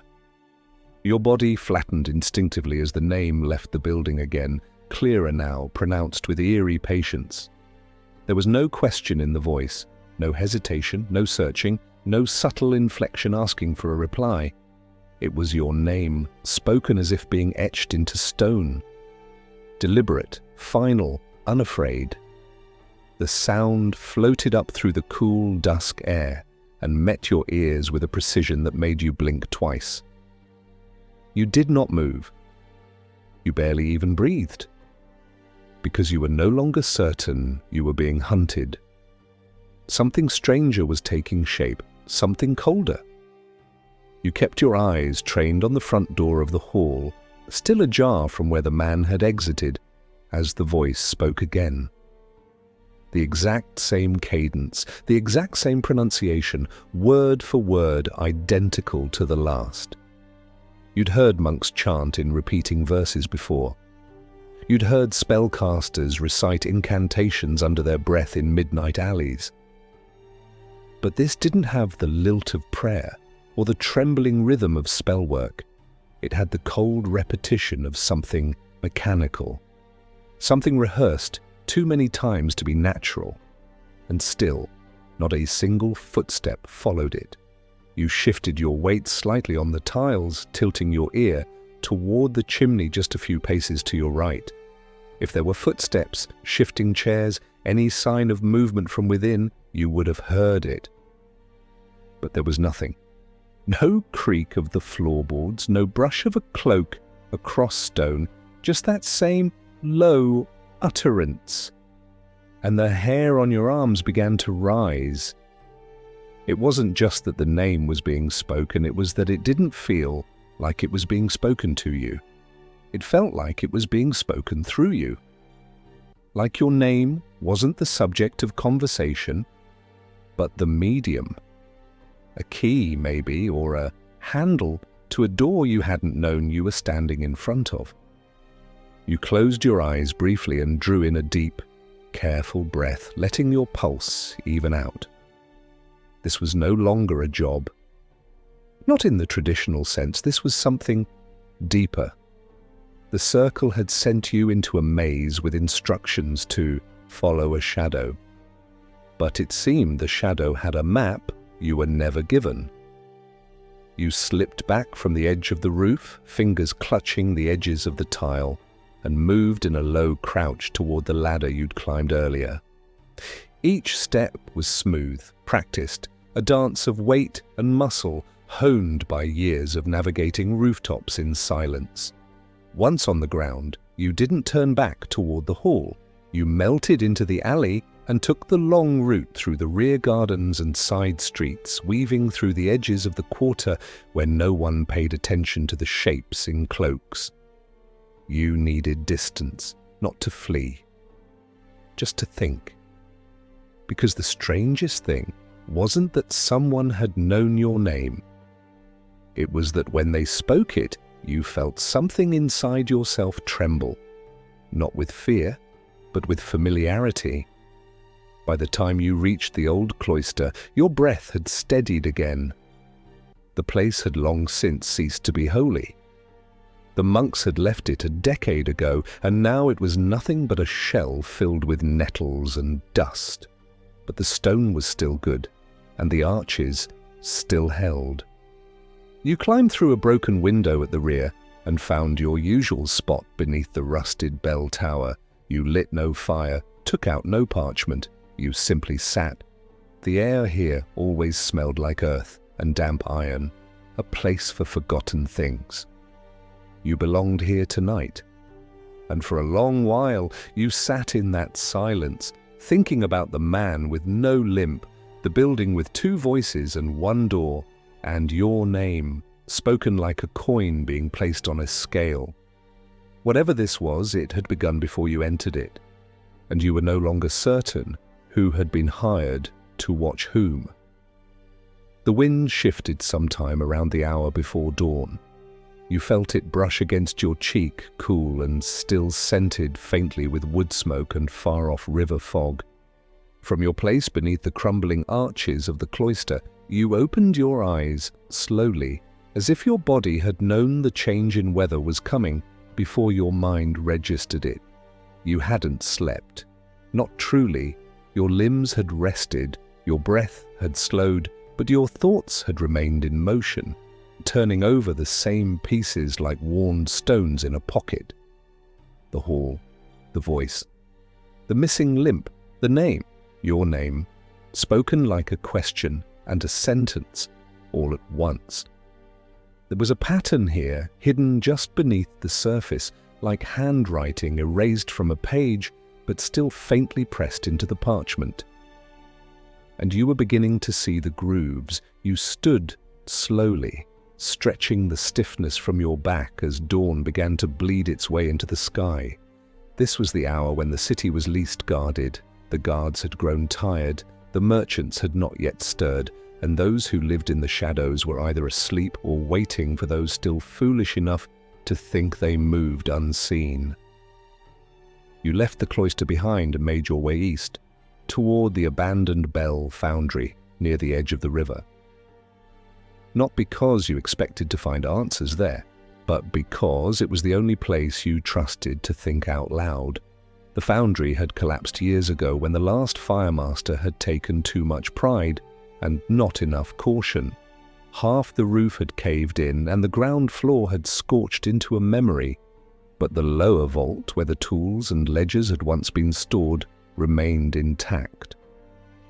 You'd cleared a space there long ago, made it your own. A stone bench, a narrow slit window that looked out toward the river bend, and the quiet hum of iron echoes that seemed to sing even when the wind held still. You stepped down into the dark, each foot placed with the instinctive care of a man who no longer needed light to move.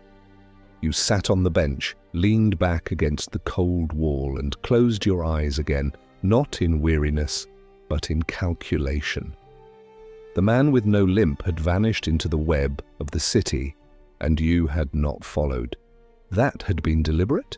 If he wanted you to see him, he would reappear. If he didn't, then you were already too far behind to catch up. But the voice, that was the part that wouldn't leave you. It hadn't belonged to the man, that much was clear. It wasn't just the tone or the cadence.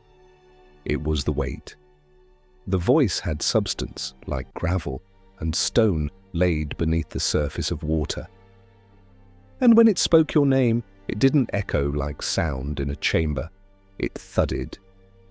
You had felt it in your chest, in your ribs, as if it wasn't speaking to you so much as speaking into you. There were only a handful of people in the known cities who had that ability. Not sorcerers, not nobles, not even high priests. These were the old ones, the ones trained in the deeper codes, those whose tongues had been cut and regrown under vows you were never meant to hear. Their voices weren't learned, they were carved. You remembered hearing about one of them once, a whisper in a cellar 3 winters past. A man who spoke rarely and always alone, who didn't ask questions but answered them before they were spoken. No one had seen him twice. Those who did never said his name again. They just called him the Stone Mouth. You hadn't believed it then. Just another fireside tale told among assassins to make the newer ones sharpen their knives a little faster. But now, as the foundry's cold wrapped around you and that voice echoed once more in your thoughts, you wondered if the tale hadn't been a warning in disguise. Not about power, but about recognition. Because if the Stone Mouth had spoken your name, it meant he knew not just who you were.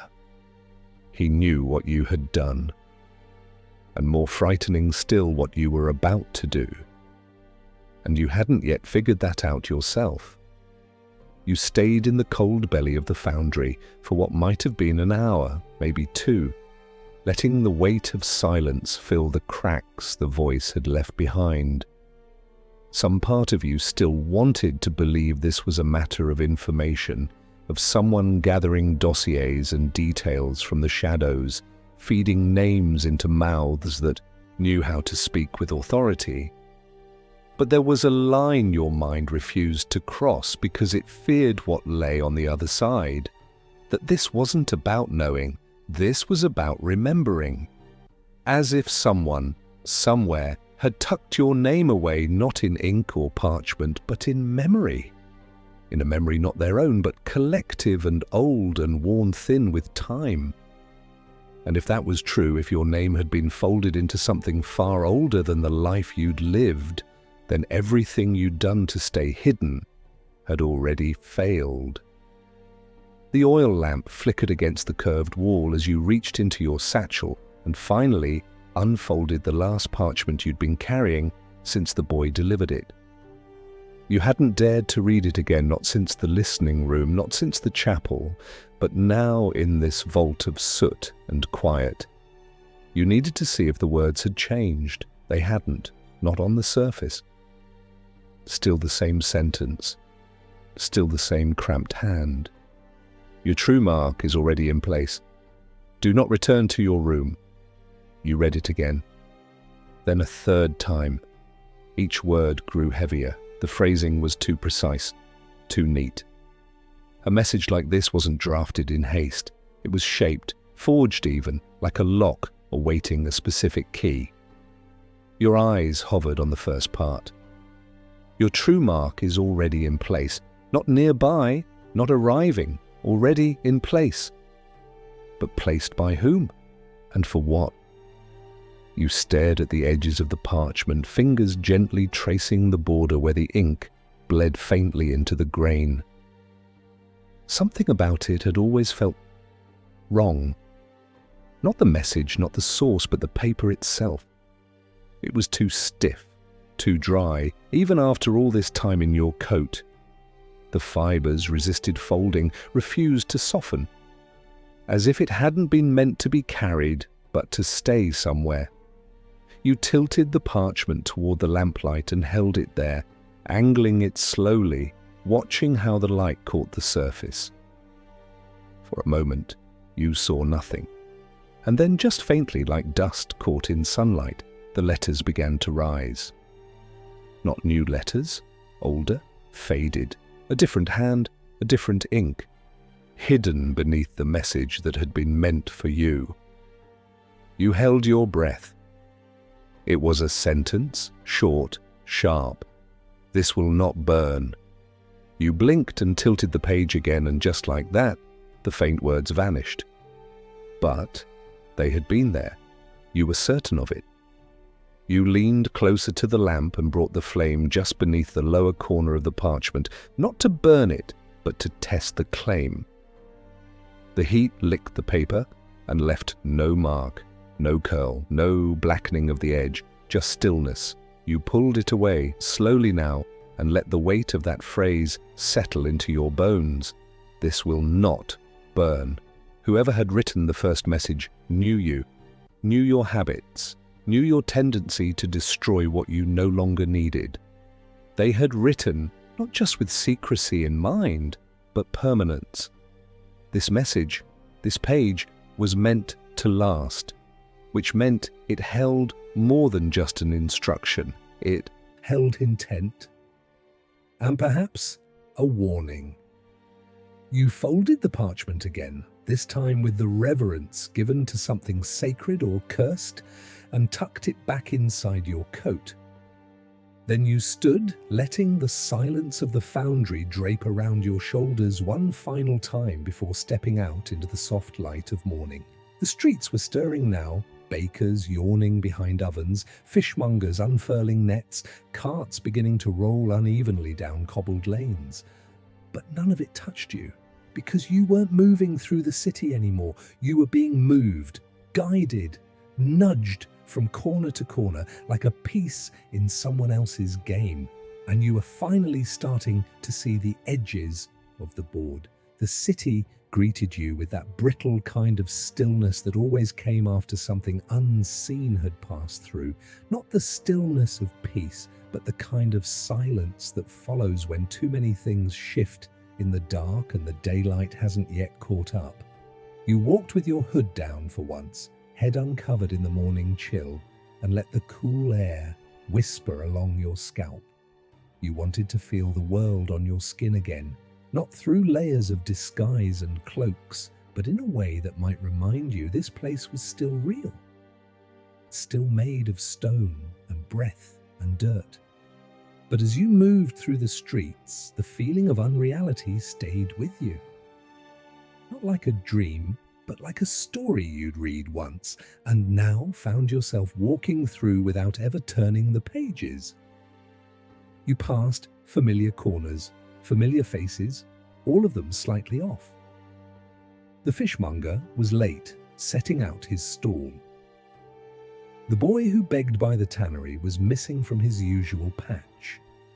And the tavern door near the baker's ovens, which always creaked when opened, now hung slightly ajar with no sound at all. These were small things, barely noticeable to anyone else. But to someone like you, trained to live in the margins, they screamed, not with noise, but with absence. Things were being shifted, erased maybe, and the city, in its quiet way, was telling you to pay attention. You turned down the alley behind the bathhouse, one of the oldest parts of town where the stone was slick with age and moss grew in veins along the mortar. It was a dead end, or so it seemed, but at the far end behind a warped timber door lay a room you hadn't used in years. You'd left it prepared long ago, just in case. Inside, the air smelled of dry leather and old iron. The shutters were closed and the floor was clean, dustless, as if it too had been waiting. You didn't light a lamp. The light seeping through the slats was enough. You drew the parchment again from your coat, holding it flat against the worn table, and studied its surface. There had to be more. The first layer was written for you, the second hidden beneath, but something about the phrasing, the paper, the peculiar ink that refused fire. None of it belonged to a single message. It was meant to unfold in stages. You knew that pattern. It was the way old traps were built, not to snap shut all at once, but to keep drawing you forward until it was far too late to turn around. You leaned in and whispered your own name to the parchment, and watched, for the first time in your life, as ink began to bleed upward from the page like it had been waiting for your voice to give it permission. At first it was just a shimmer, the faintest ripple like heat rising from stone in summer. But then the ink truly began to move, not like it had been written, but like it had always lived beneath the surface and was only now surfacing to meet the air. Lines emerged in slow curves, delicate strokes unfurling as if drawn by an invisible hand. You didn't move, you didn't breathe, your fingers stayed still, palms flat against the worn wood, as you watched letters form that you had never expected to see. They shaped themselves into words not in your tongue, but in the older one, the one used by the earliest handlers, the first watchers, those whose names had long since slipped into the soil. You read slowly, lips barely parting, sounding out the shapes like an apprentice once again. The message was simple, but it reached under your skin in a way few things ever had. You are not the knife.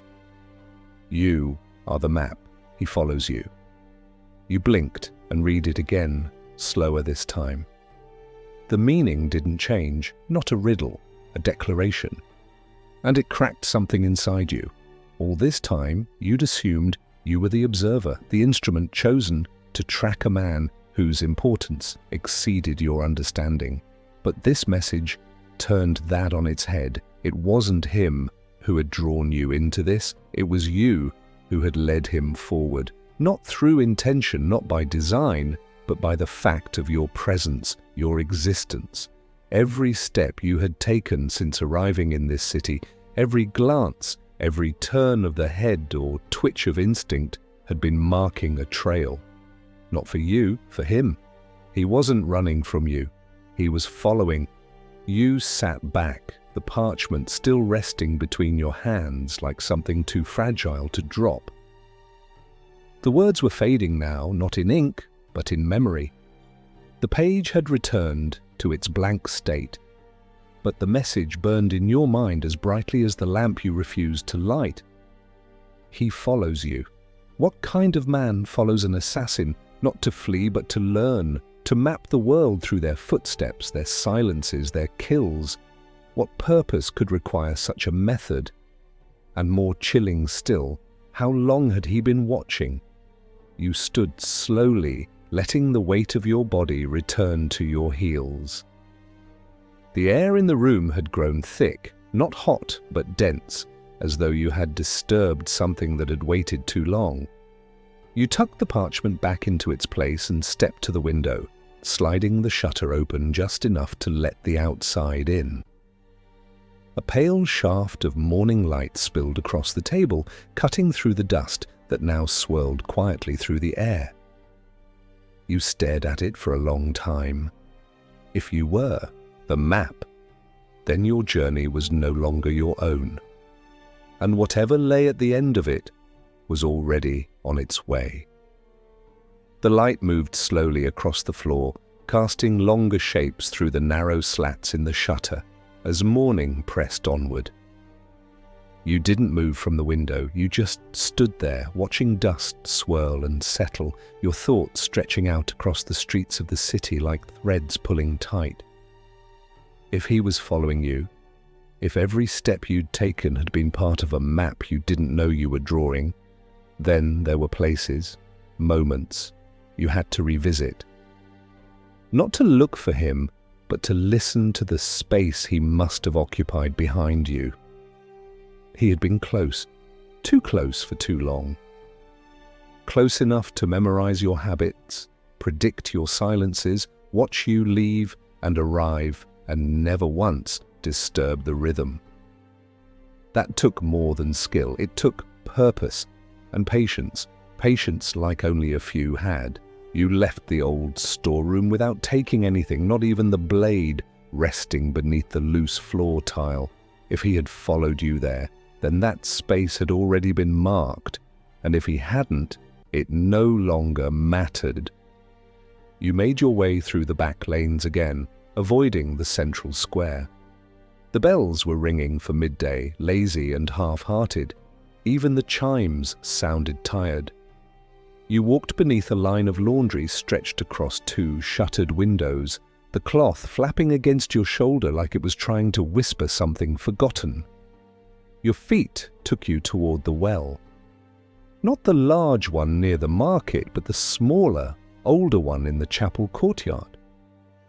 The place where the man had first sat, mouthing words like prayers, his back to the wall, his body still but not at rest. That chapel had burned once, long ago, and had been rebuilt with the same stones. But the well had never moved. That's what made it important. Stones could be replaced, walls patched, names of saints rewritten. But water never lied. And if someone wanted to watch without being seen, without ever needing to hide behind a window or a doorframe, they'd come to the well. You reached the courtyard, boots soft on the dry earth, and approached the old stone circle. The bucket was gone. Just a rope, frayed and curled at the bottom like a sleeping snake. You looked down into the dark. It was too deep to see the bottom clearly, but the air rising from it was cool and sweet and not entirely unfamiliar. You stepped back slowly, eyes drifting to the edge of the courtyard, where the stone wall still bore the faint scorch marks of that long-ago fire. Someone had stood there. You could feel it. He had watched you watch him. And now, as you stared across that quiet, sunlit square, you wondered just how much of your past week had belonged to you at all. You lingered there by the well longer than you should have, letting the quiet press in around you, as if the courtyard itself had been holding its breath all this time. The air had shifted since you last stood here. Not in scent or temperature, but in weight. It felt like something had been drawn out of the place, pulled through time and memory, and left behind in silence. The birds no longer perched on the chapel's eaves. Even the leaves that clung stubbornly to the old vine had stopped swaying, frozen mid-twist, as if waiting for the next page to turn. You knelt beside the stones and laid a palm flat against the edge of the well, letting your fingers trace the old grooves, the ones worn down not by rope or water but by human touch, years of hands reaching for something unseen. You wondered how many of those hands had belonged to people like you, people who moved through shadows, who took lives without ceremony, and who woke one day to find they were the ones being followed. The stone was warm under your hand. That too was wrong. It should have been cool, untouched by the sun at this angle. You pulled your hand back and rose slowly, scanning the perimeter of the courtyard. Nothing stirred. But you didn't need movement to know when you were being seen. You could feel it now in the soles of your feet, the back of your neck, the still place behind your ribs that only ever ached when you were not alone. He had been here, recently, and he had stood where you were standing now, not to revisit a memory, but to plant one. You turned toward the chapel's broken entryway and stepped inside. Dust coated everything. The pews sagged, half rotted. The altar had long since been stripped of its cloth and symbols, but the air here still clung to the scent of wax and dried herbs, faint but present. You walked past the altar and into the narrow hallway that led to the vestry. The door was gone. Only hinges remained, rusted and twisted. Inside, the room was empty except for a single object in the center of the floor. It was a stone, small, flat, perfectly round. You crouched beside it and reached out, turning it over gently. On the underside, carved with a hand that had not trembled, was a name. Yours, not painted, not scrawled, but carved. You stared at it for a long time, the stone cradled in your hand like something fragile, though you knew it could outlast you by centuries. And as you knelt there on that cold, empty floor, one thought settled deep and quiet in your mind. You were not just being followed, you were being remembered. You stayed crouched on the floor of the vestry long after the discovery had settled into your palm. The stone was smooth beneath your fingers, not worn by time, but shaped by it. The kind of shaping that comes from something deliberately crafted and left to wait. It hadn't been chiseled in haste. The carving of your name was exact, no flourishes, no mistakes. Not the kind done by someone who had recently learned of you, but by someone who had carried your name for a long while, long enough to engrave it in stone without fear of error. That was what held your attention most. Not the stone, not the place it was found, but the certainty in its creation. Someone had known you with a clarity that made the hair rise at the base of your neck. And they had chosen this space, this small ruined room behind the chapel, as the place to leave the message. You closed your fingers around the stone and rose slowly, the dust at your knees trailing off your cloak in a soft sigh. The quiet of the chapel felt different now, not empty, but waiting. The kind of waiting that exists when someone has stepped out of a room, but hasn't yet closed the door behind them. You didn't call out. You'd long since learned not to speak into stillness unless you were ready to hear something answer back.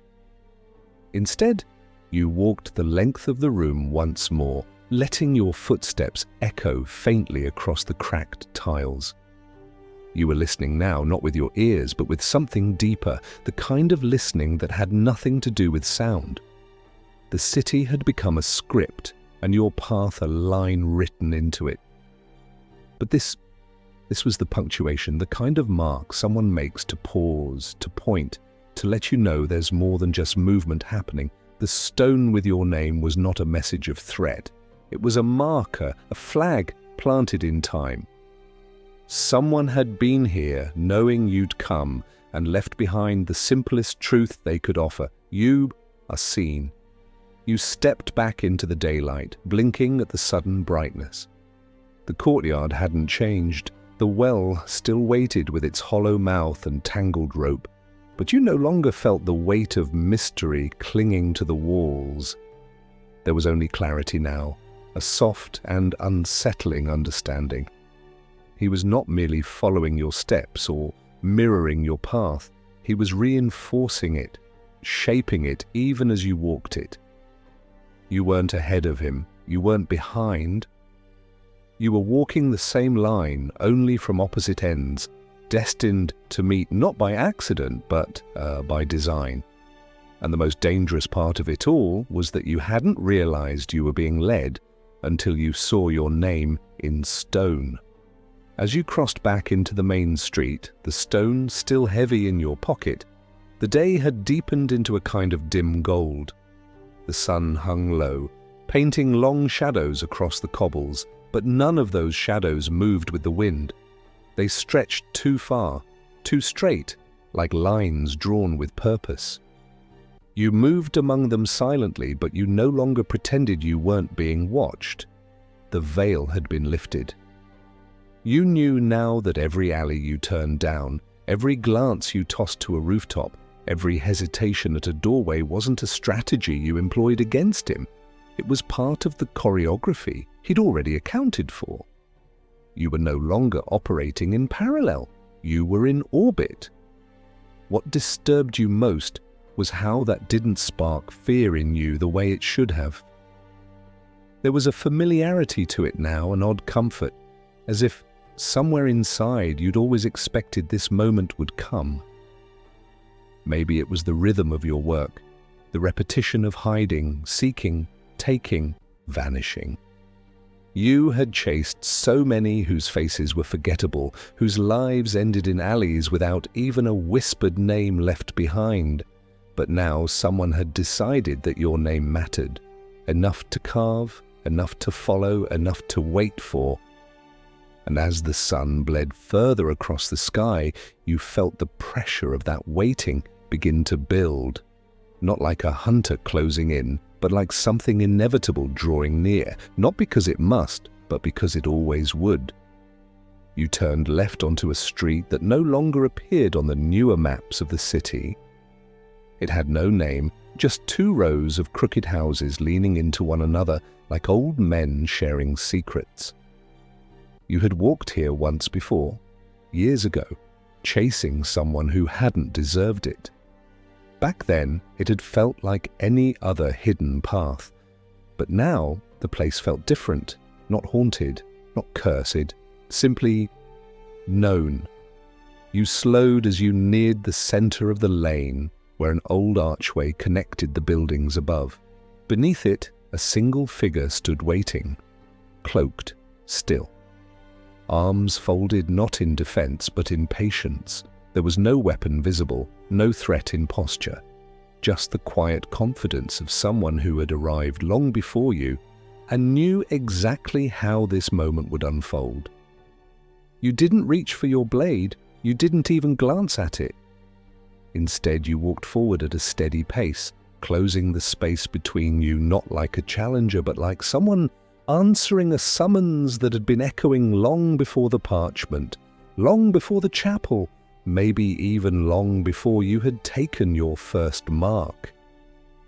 And as you reached the archway, the figure lifted its head. It was not a stranger's face, it was your own. You stopped a breath away from him, or it, or whatever you were supposed to call something that wore your own face like an old, familiar cloak. For a moment, you did nothing, no blink, no flicker of doubt. You simply stared, and the face staring back was yours, but quieter somehow, like it had lived longer in the silence between things. The lines at the eyes were deeper, the skin paler, as if sunlight had forgotten it. But the shape of the jaw, the old scar near the left ear, the faint crook in the nose, every detail matched down to the shadow of hesitation that always passed across your features just before you asked a question you weren't sure you wanted answered. He didn't speak. He only studied you the way a painter studies the outline of a figure before committing it to canvas. And you realized then with a strange sort of calm that he was not shocked to see you. He had been waiting as the stone had waited, as the voice had waited, as the city itself had seemed to wait for you to arrive at this place, at this hour, in this skin. You opened your mouth, but nothing came. What could you possibly ask? Which of you was the echo? Which the origin? But he saved you the trouble. His voice, when it came, was low and measured, and though it carried no emotion, it wasn't cold. It was weighted, familiar in rhythm, like a thought you had spoken often to yourself, but never out loud. "You took the steps I left for you," he said, without pride, without accusation. Just a fact, calmly placed in the air between you. "You've walked where I walked, thought what I thought. And you came exactly when you were meant to." You wanted to ask who he was, but the question turned to dust in your mouth. You already knew. The understanding wasn't sudden. It had been growing, slowly, over days, like a vine wrapping itself around a crumbling wall. You'd begun as a watcher, trained to observe. But what if what you'd been watching wasn't another man's journey, but the remnants of your own? Paths forgotten, decisions delayed, versions of yourself discarded like old cloaks in favor of sharper masks, and now one of those old masks stood before you, not returned to haunt you, but to complete something, to finish a pattern. "I left because the circle needed an ending," he said, "but the city remembers. The streets hold too much, and so I had to return." You didn't ask what he meant, because as he looked at you, you understood something frightening and strange. You weren't being followed. You were being handed back to yourself. You stared at him, not because you didn't believe, but because you did. That was the true weight of it. This was not a riddle. Not a puzzle waiting for you to piece it together. This was what happened when too many choices are made in silence and the echoes begin to bend around your life. It didn't feel like meeting a stranger, it felt like walking into a memory that had grown bones and skin and breath. He watched you with no triumph in his eyes, no anticipation, just a patient stillness that mirrored the way you sometimes stood outside a target's window, listening to the quiet before the work began. You weren't looking at an enemy, you were looking at a version of yourself that had never gone away. He had merely gone ahead. The realization slid into place like a blade, sheathed without resistance. All of it. The letters, the voice, the carved stone, the quiet moments of déjà vu scattered throughout the city. They were not markers from another hand. They were reminders, faint ripples left by a step you had taken once before and had long since forgotten or forced yourself to forget. It was terrifying and strangely peaceful all at once because in some deep part of you, you'd known this. You'd known that every mark you took, every life you ended, wasn't just a profession. It was a way of drawing yourself further away from something, and now that something had caught up. He stepped aside then as if to clear a path that didn't exist between two crooked buildings. But you saw it, or rather you remembered it. The space that opened beyond him wasn't a road. It wasn't even visible to anyone else. It was a feeling, a pull beneath your feet, a tug at the base of your spine. A path made not of stone or dirt, but of memory and debt and silence. It stretched inward, not forward. He didn't speak again. He didn't need to. The invitation was unspoken but absolute. It wasn't a choice. Not really. Choices belong to people who still believe they're steering. You had walked so far in search of something beyond the game of knives and shadows. You had wondered who held the string at the other end. And now you knew. It had always been you. You stepped past him without a word, your cloak brushing his as you moved into the space he had left open. The air shifted, thinner, quieter, as if even the wind held its breath. You didn't turn around. You didn't need to see if he followed. There was no longer a question of leading or trailing. You were the same thread now, folded back on itself. The city dimmed behind you, its edges softening, and for the first time in years, your footsteps made no sound at all. The street behind you faded, its familiar corners folding into something weightless. The sounds of the city dimmed, not from distance but from disconnection. It was as though you had stepped not through space but out of time itself.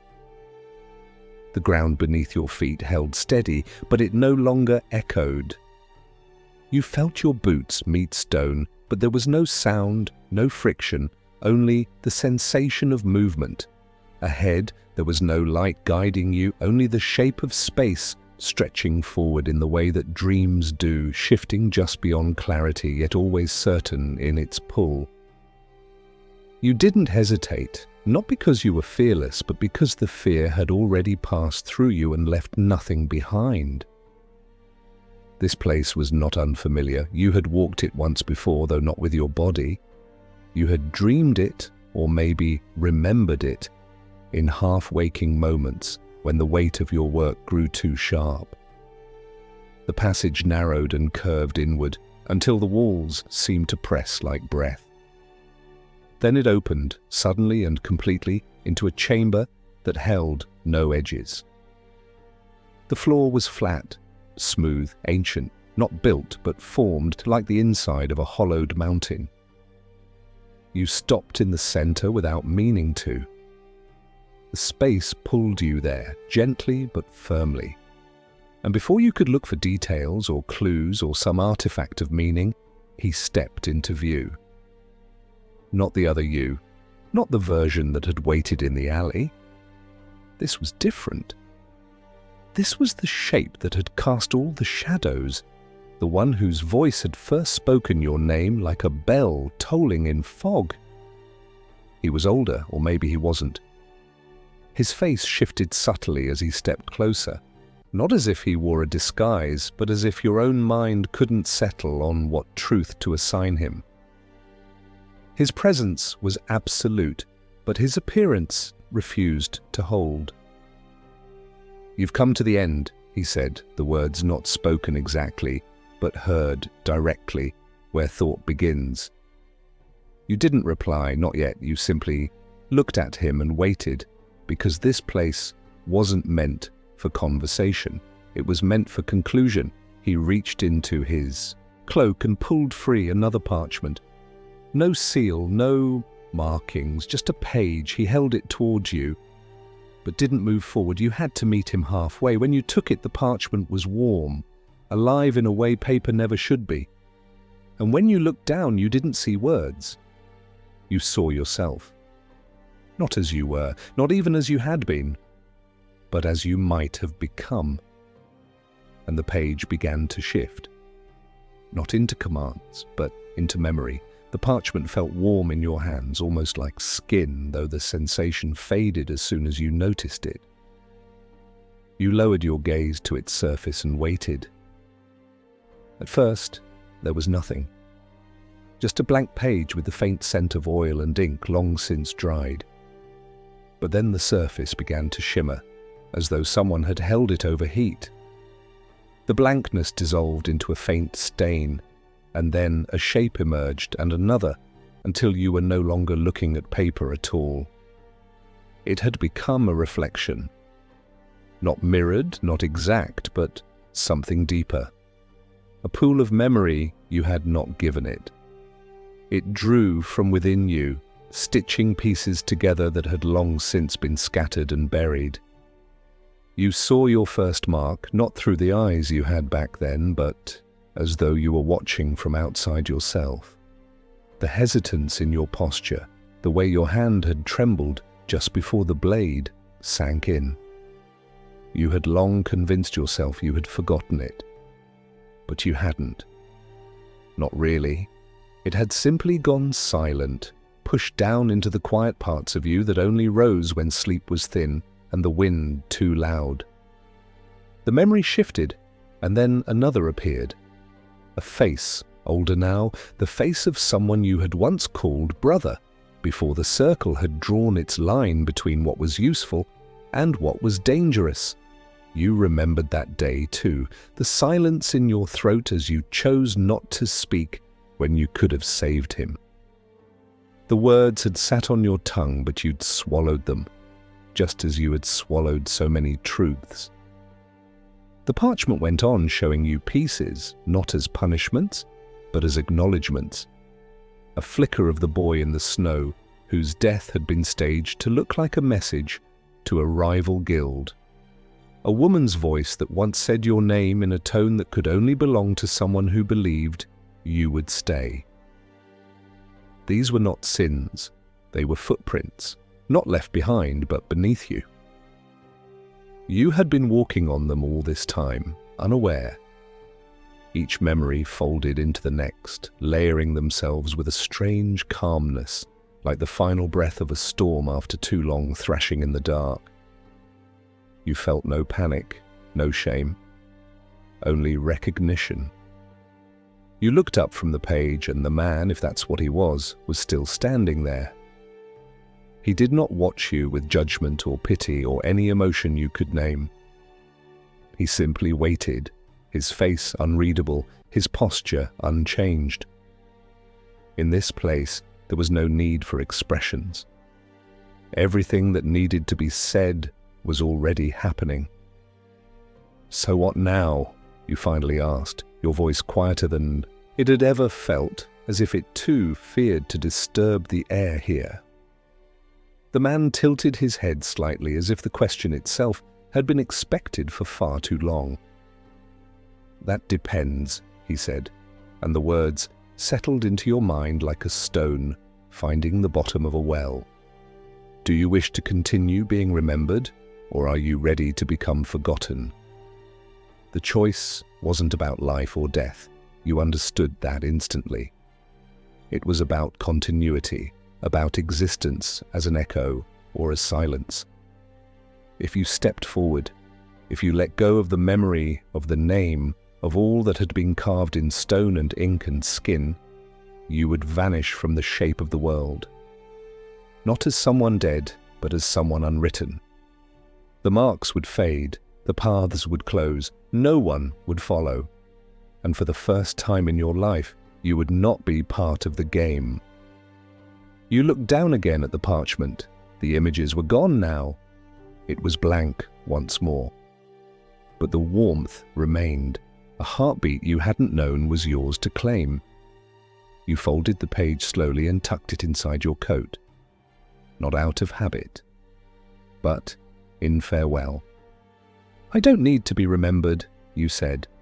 The words surprised you, not because you didn't believe them, but because you meant them more deeply than you'd meant anything before. He nodded once. Nothing dramatic, just emotion to say it was done. And then the chamber around you began to shift, not collapse, not vanish, but dissolve like breath released in cold air. The floor beneath your feet softened into nothing. The walls faded into the same dusk that lived between waking and sleep. You closed your eyes, not to retreat, but to move forward into the quiet. And there, in the stillness, in the space where names no longer echoed and memory no longer clung, you breathed, not as a killer, not as a mark, but as someone free. And when the city woke the next day, your name was gone, as if it had never been spoken at all.